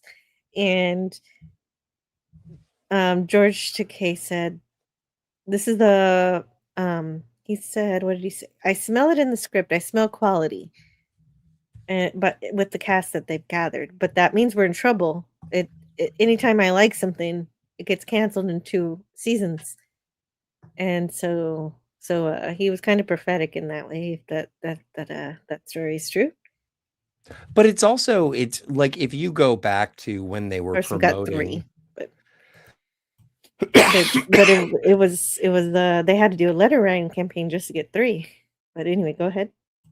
When they were promoting Star Trek: The Motion Picture, there's an old, and you can find it on YouTube, Tom Snyder interview, and it's Jimmy Doohan, Walter Koenig, and George Takei, and they all sort of have a panel, and it's Tom Snyder talking about what is it about Star Trek, and they all are so eloquent about it. It's really quite disarming to see them out of character. Obviously, Walter Koenig and Jimmy Doohan aren't doing their accents, and everyone is so supportive and advocating for the show. Of course, that's partially marketing, but also I think that based on the work that they did during their conventions, I think that it is a true belief, not only in the story that they were telling, but also in the fans who enjoyed it. Yeah, definitely. Well, and we've talked a bit about how Takei feels about Shatner. Well, here's how he describes him the first time he saw him. Everything seemed to revolve around him. The single most compelling presence, the unmistakable star of the production. The director's slow, circling pacing, his keen, calculating eyes, the full intensity of his concentration, all were focused on Shatner. And and the camera crew, the light crew, and the sound team were all converged on him. And so he goes on to, he says he radiated energy and boundless joy in his position. He shouted his opinions to the director, sprang up, demonstrating his ideas, laughed and joked, and bounced his wit off the crew. Yeah, but who all was supposed to be Captain Kirk? Like when they were trying to get Captain Kirk, did they wanted Jack Lord? Ooh. They wanted Lloyd Hawaii Bridges. Hawaii 5-0 Jack Lord. Yeah, well, I think of him as Felix Leiter from Dr. No, Jack Lord. He was the first Felix Leiter in a James Bond movie. That's Jack Lord to me. I never No really watched. kidding. Yeah. That's him. And so, and then they wanted Lloyd Bridges. Lloyd Bridges went on or was already committed to Sea Hunt. Or maybe he didn't want to do it again. Anyway, the whole thing is that if you think of Bill's position, these actors who were like, we want to get them. Like, don't you want to live up to that star power? Hawaii 5-0 Jack Lord, Sea Hunt, Lloyd Bridges. Like you want to do stuff. And so I understand walking on and being the star of a television show. Like I don't understand. I can imagine walking on to something and it's like, well, they were going to get Jack Lord, but they had to settle for me. Hey now. All right. It's like Zap Brannigan from Futurama. And I think that Zap Brannigan is not only a parody of Captain Kirk, but also of Shatner's persona. I found him to be a braggart and a blowhard until probably the mid-90s. I was like, I love Captain Kirk. I'm not a big fan of William Shatner until like I would say until he really embraced being Captain Kirk, which happened later. Well, and it was post Star Trek 6. It was certainly post Generations. And then when Kirk died, I feel like William Shatner actually kind of blossomed and started doing stuff that it was like, okay, well, James Kirk is dead. William Shatner can now be the star. I'm not sure he is dead. I'm not convinced. Well, not according to the books. True. Yeah, and that's why he wrote those books too. Bring him back. Well, to make Captain Kirk the star of the Star Trek galaxy. Right. Would you say? Yeah, and then he meets Picard and stuff. And then beats Worf in a Batleth fight. Kirk does. That's not gonna happen. Yeah. Sorry, Kirk. Wow. I love you, buddy, but that's not gonna like happen. Not unless he throws away the Batleth and starts doing kung fu. The first book, double punch.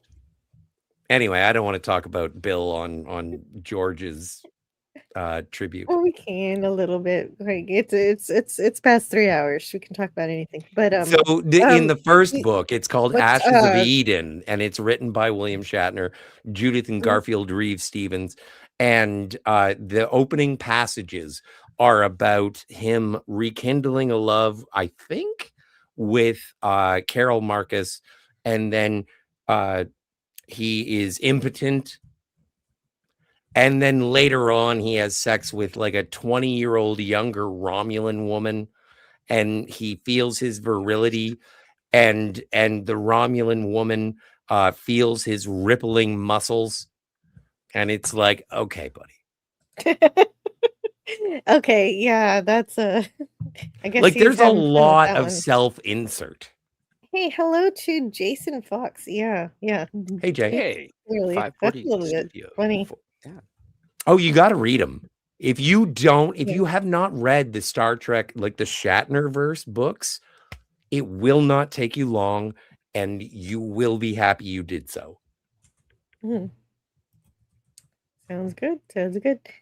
And okay, so we already talked about this, so we're getting through my notes pretty good here.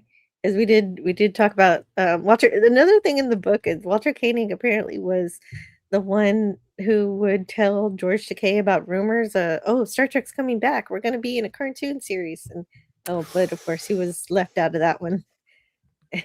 But They replaced me with a cat but and a syncoped. but the thing is, of course, we all know Nimoy is the reason why we did get Sulu 5 and limbs. Uhura. Yeah. Oh yeah, Eric's. Yes. Does it have to be like a prehensile tail? Oh, Well, no. They just have it's 3 real legs. 3 arms, 2 legs. Who? Or is it No, it's Eric's? 3 legs. 3 legs? Well, he has He's got 3 3 arms legs. too, so he's a sextoped? Yeah, that's why they didn't have him do too many walk cycles because nobody wanted to animate that. Hexaped? No, hex is different. Hex is 12, isn't it? Like hexadecimal, 12. But a hex key is 6-sided. Is it? Yeah. I don't know math. Well, Jill's the math expert. I A was waiting hex for is her to 6-sided correct something, me. right? Hex sounds good to me. For 6. She's not listening to our bullshit. And in fact, yeah, whatever. It's fine. Oh, could you not hear me? No. Yeah, we could, but it Okay. was sort of, it wasn't the detailed answer. And also, Yeah, it should have okay, been Snorty Pento. knows. What It should have been Hexaped sounds pentoped, fine. not Yeah, synco. Snorty agrees. Penta Alright. if there was 5. Yeah. Hept is 6, so or Hex 7. is Pardon me. 6. Well, I was Yeah. just confirming.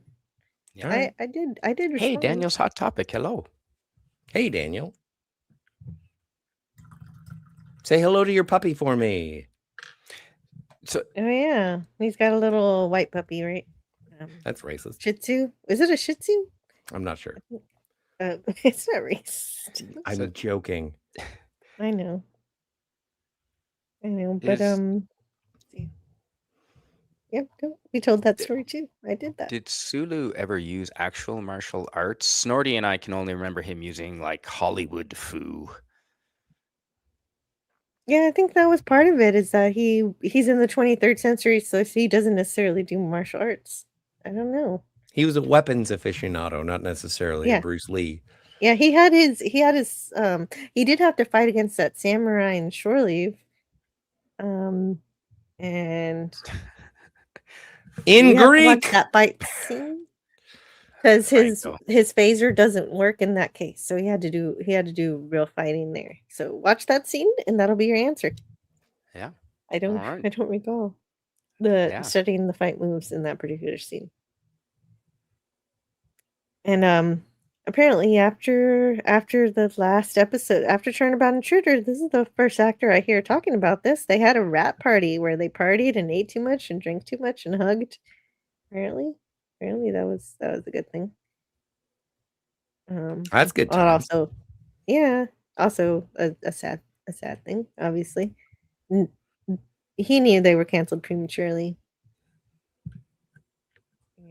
They were. He says, through adversary and good fortune, we grew to admire the talent we each possessed. And we came to enjoy each other as friends, to love each other, each with our own individuality, with our own peculiarities. He does get really romantic sometimes. Well, and there is a solidarity. And I think that that's part of, no matter what the feud or perceived feud between Bill and George is that when it came back to the original series, Leonard Nimoy stepped up for the rest of the cast, and everyone sort of pulled together except for Walter, because Walter was left out. And then with the motion picture, thankfully Walter was brought back, because you can't have live action Star Trek without Chekhov. But like there has been sort of camaraderie, and I do appreciate that. Even though there have been disagreements within the cast, it is evident that people, they stuck together as a group. And even if they didn't like each other, which is a possibility, they stuck together for the fans, because it's like, well, we can't have Star Trek without Scotty. And it's So like all mom and right. dad staying together for the kids. Yeah, no Yeah. matter what was behind the scenes professionally, they put it all they gave it all they got. It's in like front of it's the like James cameras. Doohan came back with a mustache, and everyone was like, "No one's gonna recognize you, Jim." And Gene Roddenberry was like, "Let him keep the mustache. He's just gonna make such a stink." Yeah. And then we have, yeah, of course, Harv Bennett producing Star Trek after the motion picture, and that was a good thing for as long as it was. Yeah, but also I would argue Mhm. now that you brought up Harv Bennett, I would argue that the Harv Bennett years are sort of on the same level as the Rick Berman years. You can agree with Harv Bennett until the cows come home, until you start disagreeing with him. And I think that's the same thing that happens with Rick. Yeah, I think, well, in both cases, they respected Gene to some level in terms of knowing that this is his world and that this is something that that they want to go with what he's created, so they don't miss what Gene Roddenberry created, and that's why they work. The movies, the 6 movies are good, and the Berman era is largely good. Like there's some good and bad in both, but the the attempt to bring what Gene created was there, which is fantastic. That's all you ever want to see in your franchise is somebody cares about where it came from, right? Yes. Mhm. For the sake of this conversation and the lack of argument, I will say yes and not pursue it. Thank you. Okay. I do want to talk about his contributions to video games and video game voiceovers, but also his live action performances. Jill, I think that George Takei does have a response to me praising his performance in Command and Conquer 3. Oh, he does. You're right. Your intellect was- is as weak as your dollar. Failure is your destiny. You disrespect yourself and your nation. You are made of stupid. Oh, you got the whole clip. Hopefully, I'm okay with this. I meant to share an edited clip. I was like, this is going on for a while. You're the one who presses the Hopefully- buttons, hopefully- lady. I did. You are made of stupid. I'd never heard that before today. Yeah, That's no, funny. You yeah. are made of stupid. I'm going to use that. Well, and that's from Command and Conquer 3. J.K. Simmons is in that game. Tim Curry is in that game. There are a lot of people in that video game as cutscenes. And what is it? The Tim Curry one, he plays the Russian chancellor or whatever. And he's like, I'm going to the only place where capitalism hasn't taken control. Space. And so the end of the game is the Russians leave to space. But it's such a stereotypical video game with stereotypical foreign leaders. It is entertaining in its strategy as well as its performance. And that's full motion video games from the 1990s, 2000s. Here's the safer one that I clipped, but it's the same Okay. thing, but just shorter. Failure is your destiny. You disrespect your... Oh no, I missed the video. So you know what? The other one's better. I'll fix it later. All right. You are made of stupid. You are made of stupid. Yeah, It's just fun to that's a say. good one. That was that from a video game or a movie? I'm sorry. No, Video that's from a game. video game, Command and Conquer 3. Mhm. That wasn't actually him? No, that was him. Okay, so back in the late 90s, to try and engage people into video games, they would incorporate both live action video with the digital gameplay. And so you would go and you would do a mission or point and click a mission, and then you would come back and then someone would be like, this is how you did. And so if you failed the mission, Oh. like if I was going against Cool. Japan, then and I did something bad, or if I was playing for Japan and I failed the mission, then Emperor Takei would be, you are made of stupid because you failed. Okay. That's fun, actually. It is kind of cool.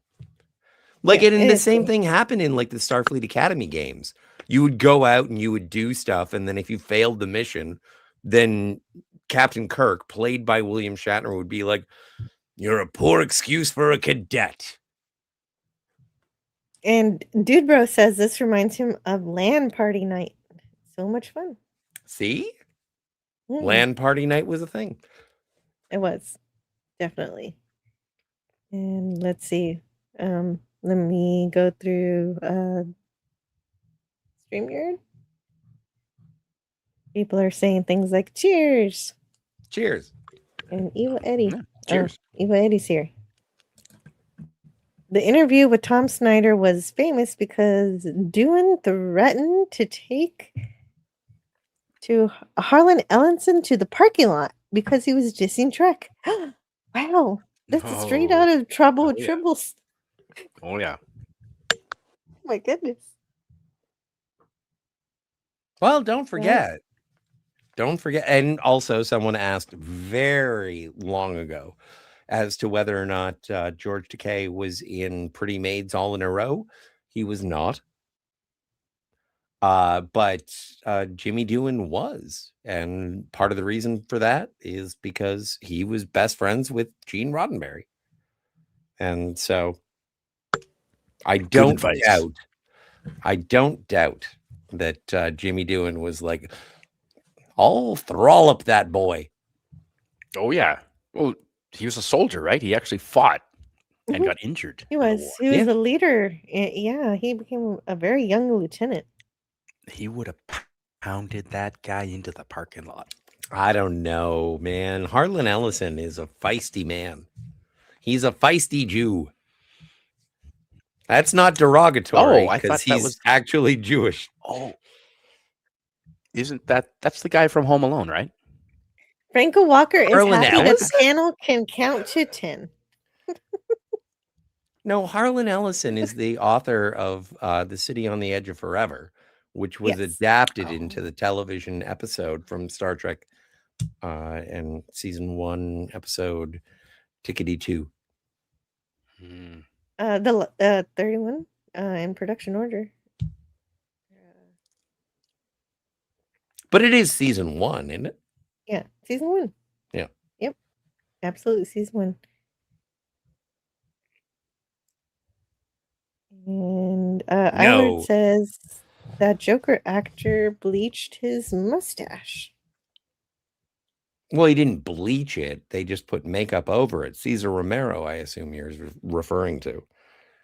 Oh, it's episode 28. Sorry. Yeah. Back when they made more than 4 episodes every season. I'm looking at you, Yeah, Sherlock. I know, right? Right. The good old days. There was like 20 episodes a season or something.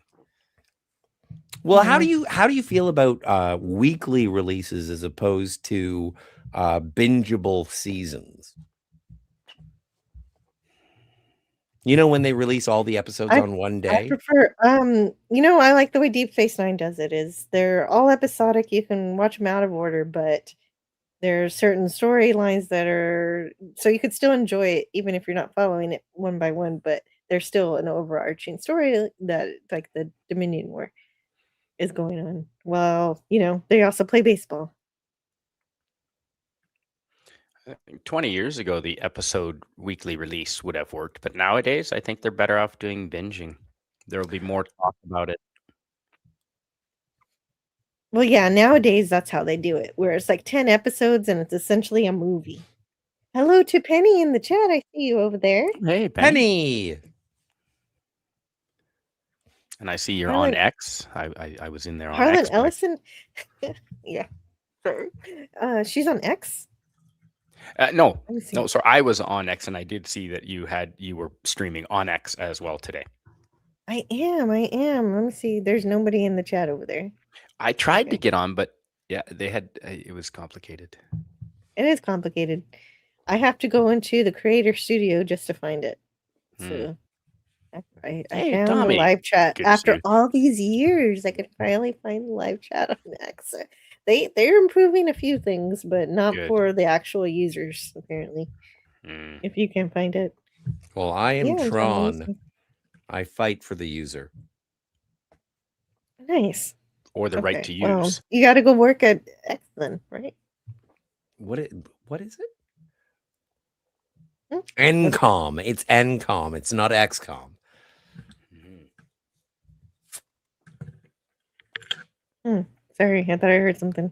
No, I know. The thing is, and the most entertaining thing that happens is when you hear your children doing something in the Do other you room. hear it?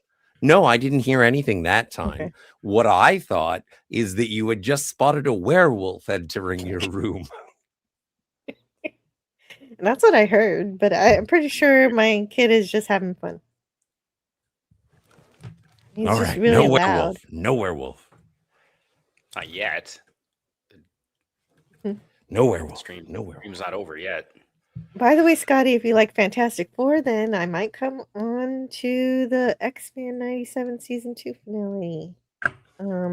Okay. Oh, wow. Yeah, I'm not sure the logic of that statement, but I'm weird. I don't like the X-Men. I don't really care for the X-Men. It's not that I'm mad at them. I just don't really care about the X-Men.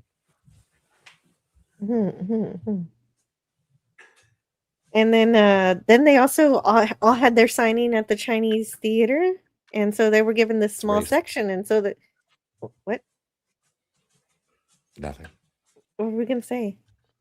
I said, how do you know it's a Chinese theater? It's racist.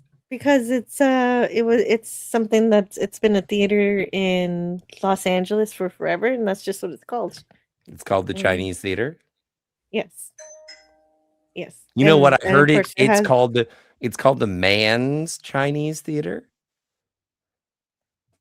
That seems Well- sexist and racist. Well, as a kid, his George Takei's parents would take him to the Chinese theater, and he remembered putting his hand in Gary Cooper's hand, Gene Kelly, Clark Gable, and so now, at this point, now he and the rest of the crew are here to do it themselves. But they were given such a small space; they were told, "Don't only your signatures." So we don't have any room for your hands, so what happened is that George Takei was essentially the one who was like, you know what? He was just filled with all these emotions to actually be here, and he's like, "This is what are they going to do? They're not going to erase it." So he put his hand on, and then Shatner was like, "I'm going to put my hand too," and then everybody did it. And of Like course, no, everybody just did their normal hand, but Leonard Nimoy did the Vulcan salute, of course. Nice. Nice. That was He perfect. did. I love that guy even more, knowing that. Yeah. Oh, what? And it's the same kind of thing. It's like when Jimmy Durante, classic song and dance man, comedian from the 30s and 40s, when he went to get his imprints, his star, and all that jazz, he was famous for having a giant nose. So what did he do when he got there? Put his nose in the cement. That's funny. Yeah. So I don't take any umbrage with anybody who uses their fame to take when you find yourself in the spotlight. Take advantage of it. So Dolly Parton.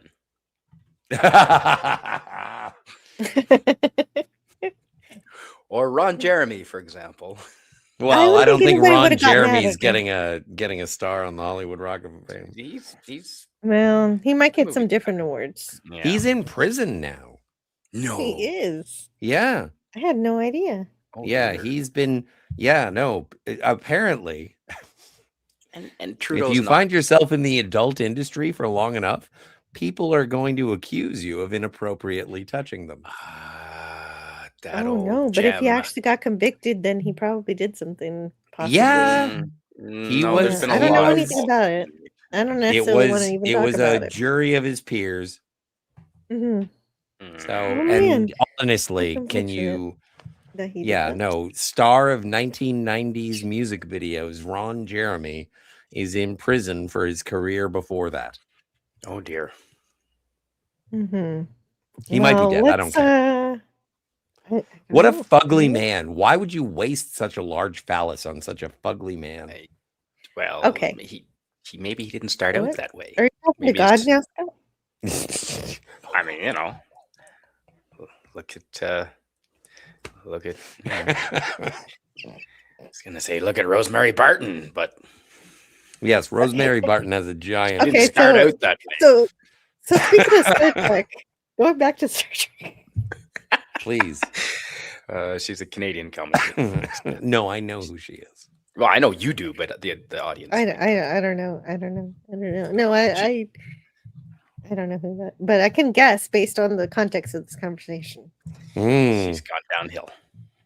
Well, Her fame we got also got to the point where Leonard Nimoy is directing movies, and of course we get to Star Trek 4, where Sulu was supposed to get some character development. He was supposed to meet his ancestor, and that's why they had this San one. Francisco. I was born there.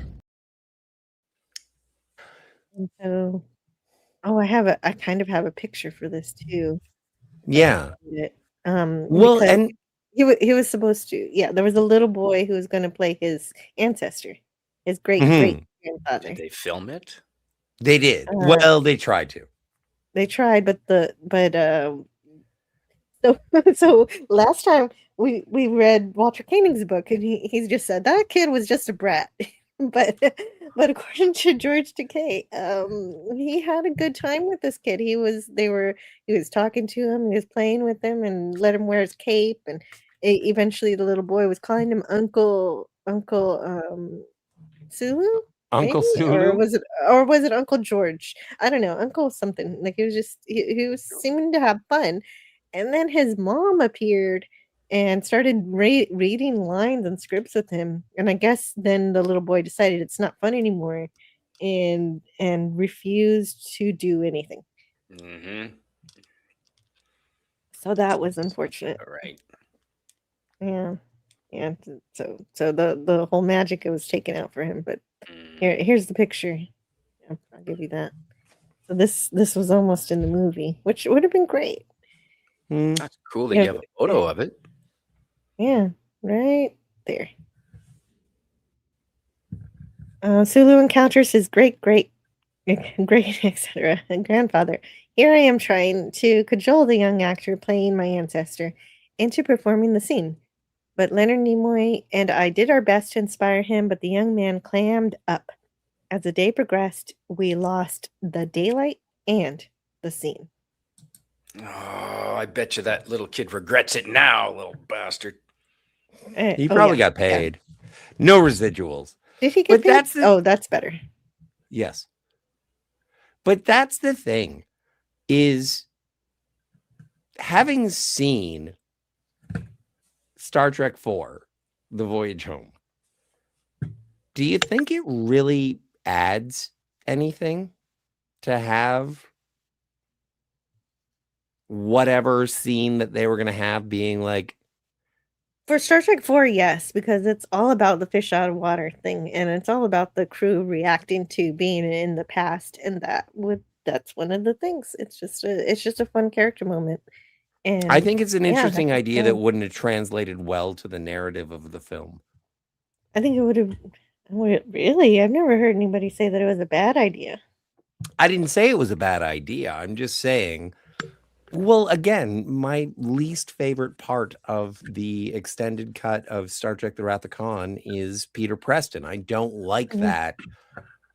And so if we bring in a cute little great-grandfather of Sulu, do I think that helps the movie and the narrative? Like, it does add an interesting idea of, I can't believe I'm meeting my great-grandfather. Do I think it would have helped the story? No. Yeah, but if you cut out everything that would have helped the story in Star Trek 4, then we would have missed some character stuff. That's a good question. Is there another 5-minute bit that maybe could have been cut, and this would have been better to have this scene in there, because I'm sure there's 5 minutes we could find somewhere that could have been cut. Hmm. But we would have had to have a cooperative child. No. It's all the big thing. No. Well, it's hard to really judge it without seeing it. Maybe it fit seamlessly in and actually have some relevancy. It Who might have knows how been it was emotional, written. but I think I it's don't know individual. I don't know what the lines were. I think it's individual to Sulu, and therefore it kind of like even the stuff that they do between Scotty and McCoy, what they do with like it seems like we're stopping the movie to establish time travel mechanics with Sulu's grandfather or great grandfather, and I'm just like, yeah, I don't really care. Yeah, because with Scotty, there was a purpose. We needed the plexiglass, so he had to give up the transparent aluminum. And so Well, and maybe also there could have been a useful purpose for this too. Well, I don't know. and we I need do to see the script is what I'm saying. we get to learn that that Sulu was born in San Francisco. That's new.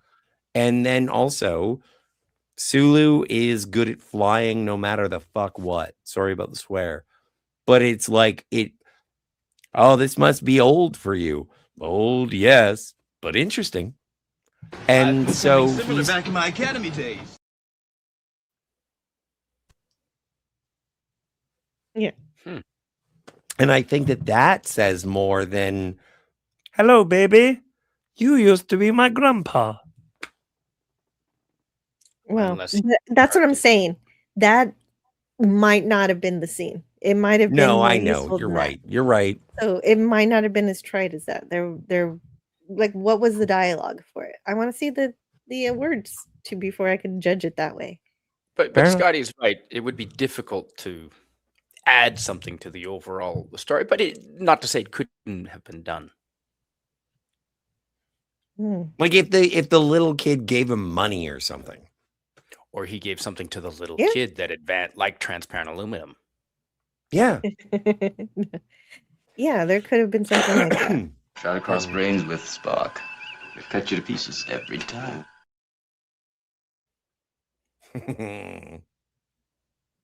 See, that's one of those things where even in the Corbomite maneuver, and Sulu is doing the countdown to when the first Federation is the Viserys is gonna like destroy the Enterprise. And which one? Anyway. I was just singing Aquarius. Oh, it's the age of Viserys. Yes.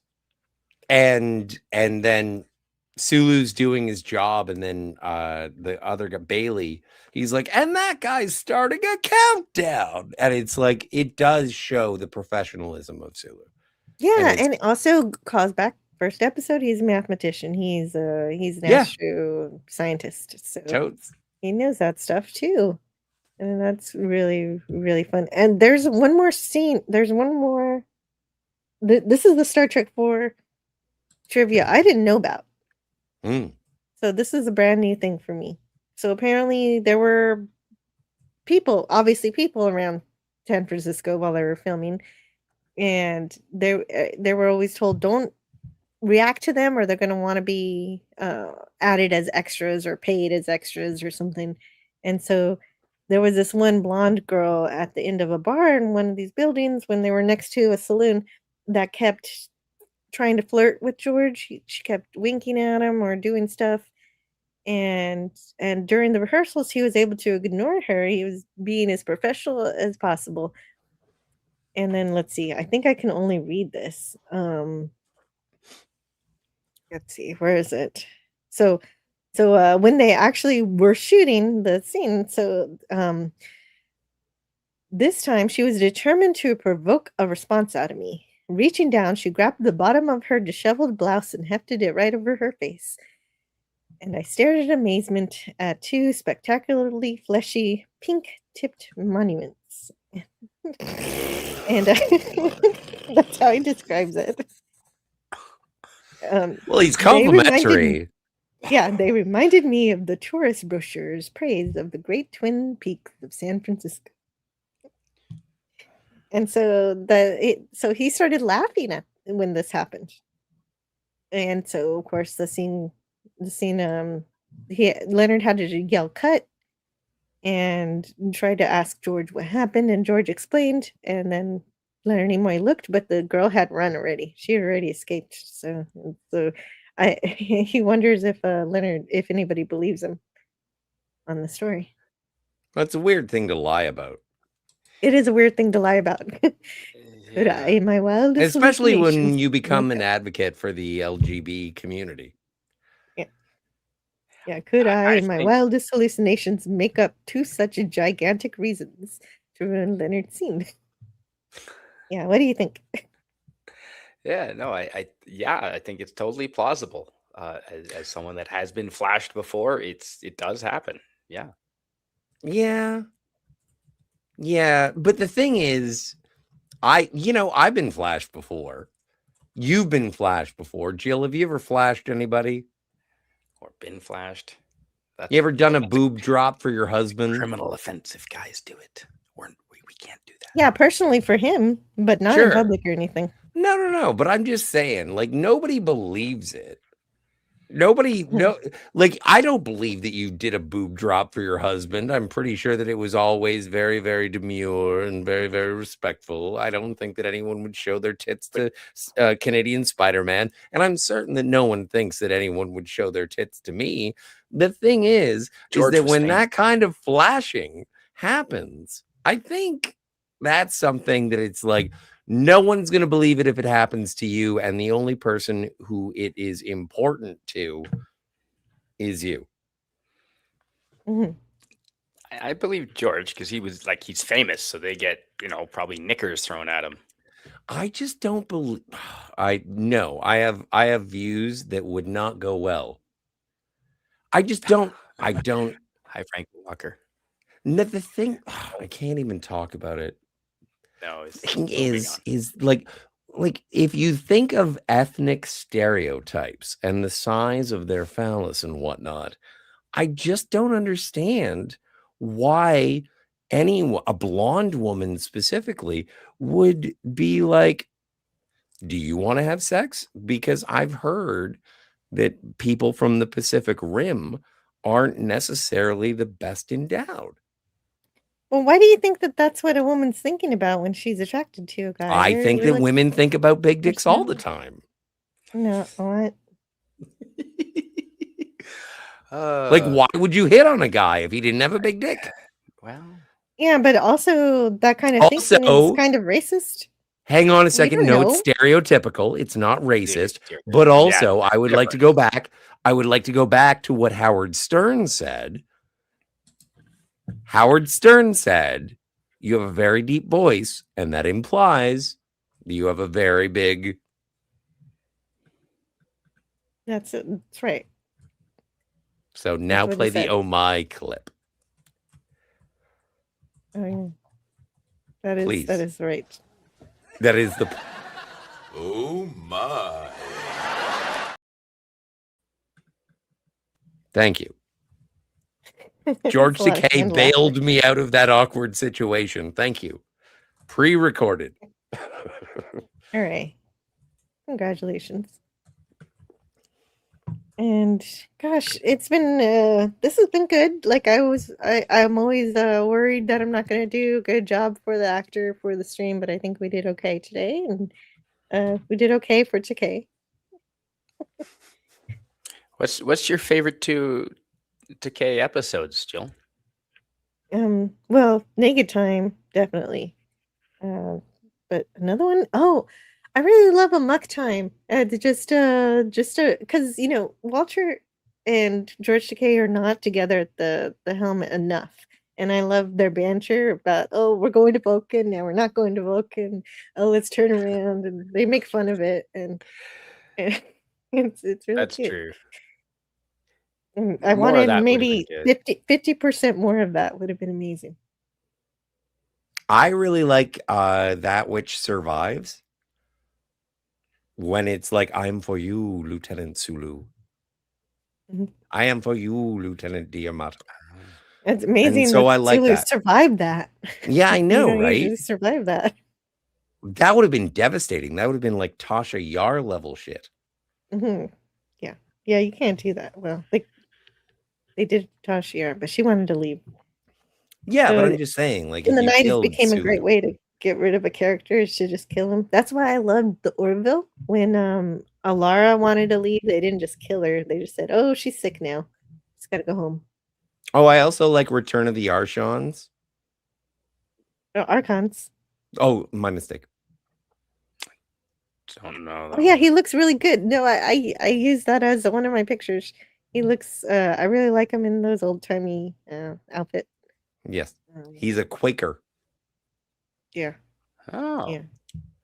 The only But way I'm you can see it though is if I like, when it comes down to it, I appreciate George Takei as being an ambassador to Star Trek, but also a successful performer with one of the most recognizable voices in recent Hollywood history.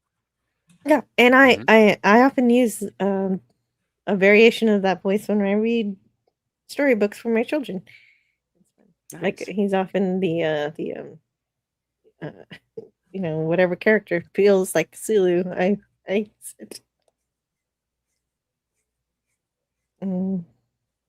let's see oh yeah, there's that question he said. I finally got to it.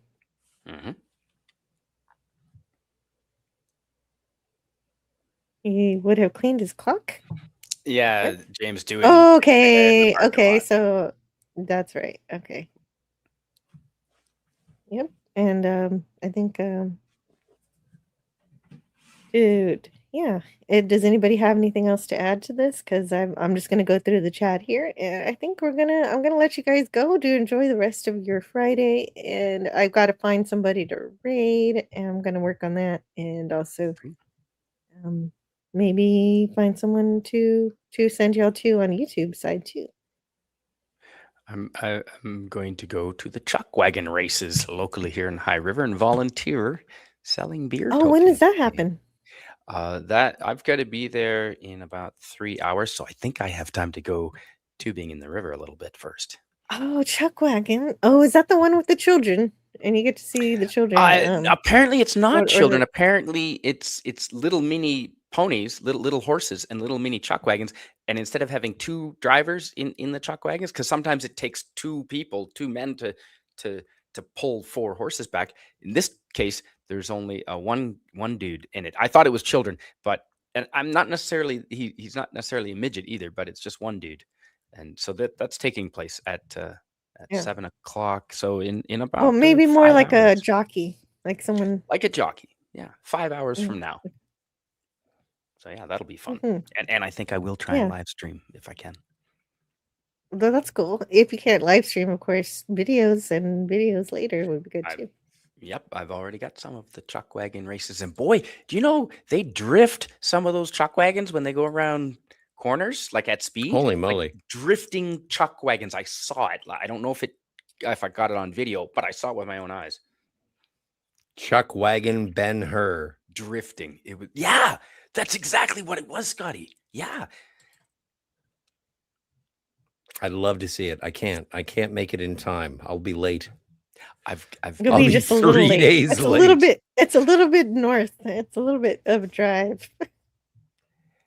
Yeah, I'm a For little you. bit north of Scotty, not too much. A couple of parallels. Yeah, but a lot west. You're a lot west. west. Well, I'm Yeah. less west than I was a month ago. That's still a lot west. It's still a lot west. But there's Yeah. no More Rocky west. Mountains between That's us. still 2 provinces, my friend. Yeah, but they're flat and you can do 120 kilometers an hour on them. You haven't seen What? my Versa. Wait, what's the speed limit in Canada? Don't get caught. Alberta Especially when is- you're on the Canadian the Trans-Canadian Highway, and if you are on a yeah, you can go like a $1.20 at What? least. Yeah. That's kilometers. Oh, kilometers, right. And that's so only- you can That just dawned on me. I could probably do 80 I could probably Yeah. do 80. Oh, okay. Yeah. I've done 80 miles per hour. Yeah, 80 miles per hour is more normal. Okay. It's like Yes. driving through Wyoming. Austin does 90 north of Austin, going to Dallas. You guys drive crazy. It's 90 miles an hour there. Can't do that What? in a Japanese car Ooh, or and Korean Jill, car. I met this guy from Texas last night. He was from Corpus Christi. Oh wow, yeah, that's awesome in I know. Alberta. That's Yeah, wild. well, he's here for the rodeo. It's a big deal. The truck wagons are international. This is a big event. And so there was a guy from Texas there, and I was telling him about my time in Texas. And you know what we talked about? The Alamo. Mhm. That's cool. It That was. is pretty great. They are building more of the Alamo. They're gonna build a recreation of more of the, maybe not the basement, but more of the fort. They're gonna Yeah, build some of the fort. So that's gonna we be were neat. talking about San Antonio. We were talking about the whole south of Texas, actually. I only know those two cities. What other cities are in South Texas? El Paso? I don't know. Yeah, El Paso, Robstown. There's no, we're lots of talking. cities in Texas. No, we talked about mostly San Antonio. A little bit about Corpus Christi. Padre Island is Austin. everybody loves going there. Ooh. Rio Bravo. Ooh, John Wayne. Yeah, see, I'm just gonna name John Wayne movies until I, Well, and then hopefully they're there's a Paris. hopefully they're in Texas. There is a Paris, Texas. Yes. So Franco Walker says we found out Kirk knows nothing about time travel. He thinks he will get his glasses back when they return home. That would imply that it's a closed loop, and I'm not so sure that Star Trek 4 is a closed loop either. What are you talking about? What? He sells his glasses and he says I'm For- going to get for them anyway cash. later. So He thinks that gets the he's in a closed loop. glasses. He does Okay, get the so glasses. he gets the glasses as a birthday present from Dr. McCoy. Yeah. He uses them twice. Then he goes and they break. So one of the lenses breaks. They're an antique. And then he goes back in time. He sells the antique glasses to the antique dealer and gets $100. And Yeah. then he's like, I didn't want them in the first place. And it's like, weren't they a gift from Dr. McCoy? And it's like, and they will be again. He discards them. Yes. And so it is a closed loop of I got glasses. I sold glasses. That fulfilled mission. Don't you want the glasses back? And Kirk says, no. Because I'm going to get them again later anyway. Well, maybe whatever. We never see him That's what wear he glasses thinks. again. That's true. He could have lost them, or this is, there are multiple timelines, whatever you want to think. Marcelo Lopez Jr., hail to the chat. Hello, Marcelo. Hey, Marcelo. And Hail. you, YouTube. Well, I'm You glad you fooled made me it into anyway. hailing you, you son of a bitch. There's nothing wrong with that. I don't like It's hailing. just like ancient Rome. Yeah, I that like I don't ancient like Rome. it. I don't like Captain You don't Merrick. like Lord of the Rings does it too. Yeah, I don't like Lord of the Rings. I know you don't like Lord. So that was a bad I example. don't. Yeah. Wow. It's just my personal preference. I'm not mad at you guys for liking it. Yeah, but Marcelo tricked you, and that makes me happy. Yeah, way to go, Marcelo. Yay, you're Marcelo, you're my hero. Okay, so I All still right, have that's to a look bit for much. somebody to raid. So I'm gonna it is a little bitch, but I was excited. It's like that one time you accidentally said that Deckard is a replicant, and you just made a mistake in talking. Yeah. Ooh. Well, That and also 70s when it rock com- fan is streaming. Hey, there you go. What about WKRP? Is WKRP got a? By the way, don't forget to subscribe to WKRP. I just want to thank everybody on the Rumble site hanging out. It's so great to see all of you there. Dude, bro, Steph, EC was here, and of course, all the help from the Rumble bot, encouraging the engagement, and everybody just hanging out. There was a Vardy Alentari. I don't think I said hi to you earlier. You did show up, and I do appreciate it. Glowy account with tier 2, and I do remember low spec earlier. Bane of Shills. Oh, Bane of Shills. Yeah, that guy's cool. He's pretty nice. Then let's see, K Nerd really he wants Eddie Paskey. He wants, so we got to remember that. Oh, dude, I'm the biggest Eddie Paskey fan, so yeah. Yeah, but I never knew there were two biggest Eddie Paskey fans ever. So that is We are having an Eddie Paskey convention. yeah. In September, whenever I have my actual 60th anniversary stream, we will definitely. And so let me see who's live over here, and I'm gonna figure that out. You know what? Okay, so while I'm doing this, can you guys tell me any last words you want to say about anything about George Takei or about anything you want to promote? Starting with Scotty. I am a big fan of George Takei. He is one of the best ambassadors. I've said this all before, so I'm just going to promote other things, and I'm sure that George Takei would also be on board with my promotions. I would say go check out Cinema Gulp for all of their hootenannies, and then you should go check out the Phantasmagorium. There is stuff going on over at the Phantasmagorium. We're going to try and figure out how to make that work. But if you like Kat's incisive and first-person encounters with people from the geekdom, she is currently, or just recently, at the San Diego Comic-Con. You should go check out Crazy Horse and Alice on the YouTube. They're great. They're fun. A little bit of a party channel. Love it. And what else we got? I don't know. Check out Canadian Spider-Man. Yeah, and that dovetails Definitely. into Canadian Spider-Man. What are you What are you up to? Yeah, thanks. You're going to visit the Chuck Wagon races. What else is going on? Yeah. Later on tonight, in a few hours, maybe 5 or 6 hours, I'm going to hopefully be doing a live stream from the Chuck Wagons, and specifically focusing on the mini ponies and the mini Chuck Wagon races, because that all takes place right in front of us. The So are Chuck you a Wagon brony? races. No. Okay, keep going. Not so Forget much. I said anything. But yeah, and then Thursday nights, of course, I do my travel talks with Spidey, and we take a look at different locations around the world, or countries around the world, or spots that I've traveled to, and I show photos that I took myself, and tell some stories about what took place. And yeah, so last night I did China, and Sylvia, your lovely artist, came and co-hosted with me, and we had a great time. So yeah, that was good fun. So come check me out on Thursday nights. Nice. Yeah. Okay, so Oh, T Stark CEO. yeah, Tony's yeah, got his radio channel all Tony's in that's the going chat. on until Saturday or Sunday. I think Sunday. And his Shark Week is coming up this week, and Mhm. so check him out for that, for the creative things he is doing.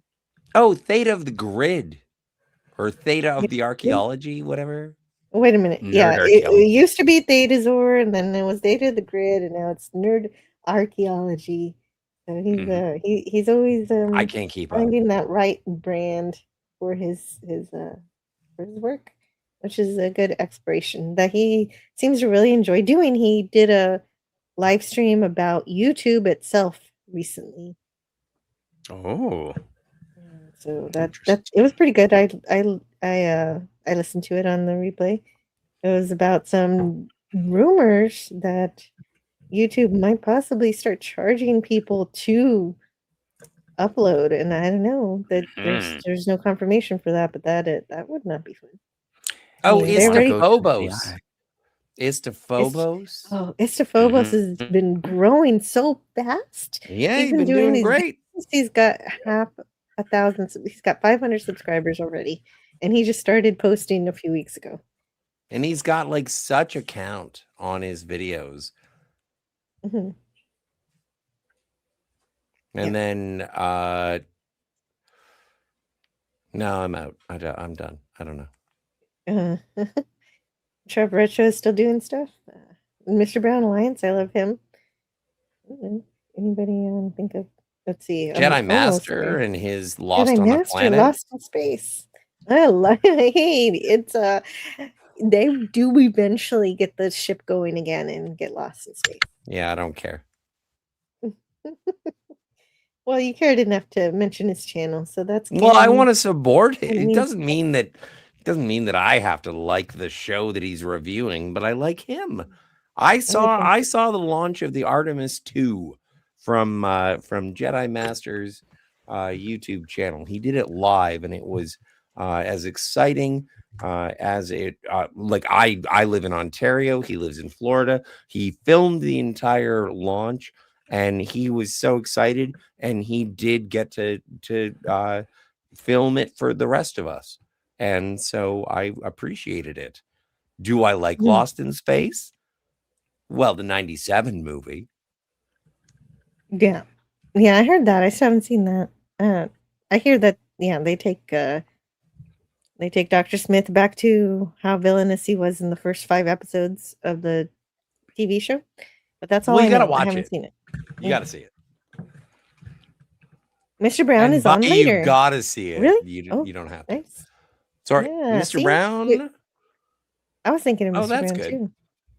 Yay. Hooray. He always said, no matter how busy his chat is, it's so great to be there because he always he sneaks in a hi Jill. Yep. That's always fun. I hate it when channels keep changing their names. It says Franco. If YouTube charges to upload, they can really kiss my ass. Oh, dude. That'll be blasphemy. Yeah, When they, yeah, that's the not rumor they were if, talking about. It's interesting. not if, when they do that. Like, I pay for my YouTube subscription so I don't have to deal with ads, but I also pay for my subscription so that I can watch my favorite creators, independent creators. I don't do it so I can watch the Oliver fella or the Fallon. I do it so I can watch you can do that 3-hour on streaming live streams with Canadian Spider-Man or Cinema Gulp or anyone. And it's like, your mid-roll ads, I don't give a shit. I understand that you get money from that, but I'm already paying for a subscription, so I don't get that. And if it happens that they choke out my favorite subscribers by having them pay to upload, I will stop paying and I will exclusively Rumble, and I will transfer my money to Rumble. Same. Absolutely. That's probably, Same. That's a possibility. We'll see what happens. Good. Hopefully, I'm hoping that the rumors are not true. I hope so too. But baby, if you ever wondered whatever became of me, I was living on the air in Cincinnati. And Cincinnati spelled Rumble. Bingo. And Kind of rhymed. So George Takei ends his book talking about the loss of a dear friend of his, which of course he considered Star Trek fans his boss and Gene Roddenberry his boss, even when it was somebody else. And he always gave credit to him for giving him Star Trek. So he was grateful for that. And he says he was a life guide who opened up so many doors to such uncountable life experiences for me. He was a gentle philosopher who, in more ways than I can know, shaped my life. A man whose mind inspired me as much as his heart had been generous to me. He was a pal whose happy chortle made me happy too. The anguish and the loss was overwhelming, and my grief was unbearable. So that's part of how he ends the book. And then he also says some very poetic things at the end about Star Trek, which is great stuff. And it's beautiful. It's a good book. And I can't wait to finish reading the rest of it. And he also does, of course, mention what Star Trek means to him. So that'll give you a reason to read that if you haven't read it before. To the Stars by George Takei. And Marcel says they'll throw up ads while I'm in the middle of typing a message. Oh no, does that happen on my stream? If so, you should not be getting mid-roll ads on my live streams. If you do, I need to fix that. I've been doing chores intermittently while listening and watching. Oh, thank you so much, Morgan. And so I'll be sending you guys to a couple of people. If you're on YouTube, you'll be going over to UK Dangerman. And if you're on Rumble, you're going to see the real Tomby, who was the creator of the Rumble extension that lets you know if you install the Rumble extension, you become a part of a community who will know who needs more unique chatters. So if you want to be in the list, you do need to install the extension, and then other people will know that you need chatters for your so this is only relevant to people who do the Rumble Creator Program, but it is such a great tool. Thank you so much to the real Tomby, and this is my thank you to him. That's why I'm going to rate him today. And so I'll see you guys next time. Thanks for listening. And let's see, did I play all my George Takei clips? That'll be the last. See you next week for Hudson Hawk Part 2. Ooh. That's right, Hudson Hawk Part 2. Yeah, there's a Part 2. Oh, you know what? I never played this one. It is so funny. This is my favorite comedic for Takei, for Sulu. Whoever he is, he sure talks gloomy. So that's, of course, the one. He has to take some tranquilizer. Red Jack, I will kill you all. With an armful of this stuff, I wouldn't be afraid of a supernova. Oh man, okay. I think that was it. I think that was the one I didn't play, which was a good one, a fun one to leave with. And have a wonderful Friday. I'll talk to you guys next time. Bye now. See you later. Cheers. Learn all that is learnable. So I hope you learned something today. And the ways our differences combine to create meaning and beauty. I enjoy hearing what you have to say. So leave me a comment. It has always been easier to destroy than to create. So let's continue creating conversations and ideas. May we together become greater than the sum of both of us. Share out the stream to bring more here. Bye for now. See you next time. Well, now you have something new to think about. Carry on. Who put the dip in the dip to dip to dip? Who put the ram in the ram-a-llama ding-dong? Who was that man? I want to shake his hand. He made my baby fall in love with me. Whoa. Sulu, you realize that by even talking to us, you're violating regulations. I'm sorry, Captain. Your message is breaking up.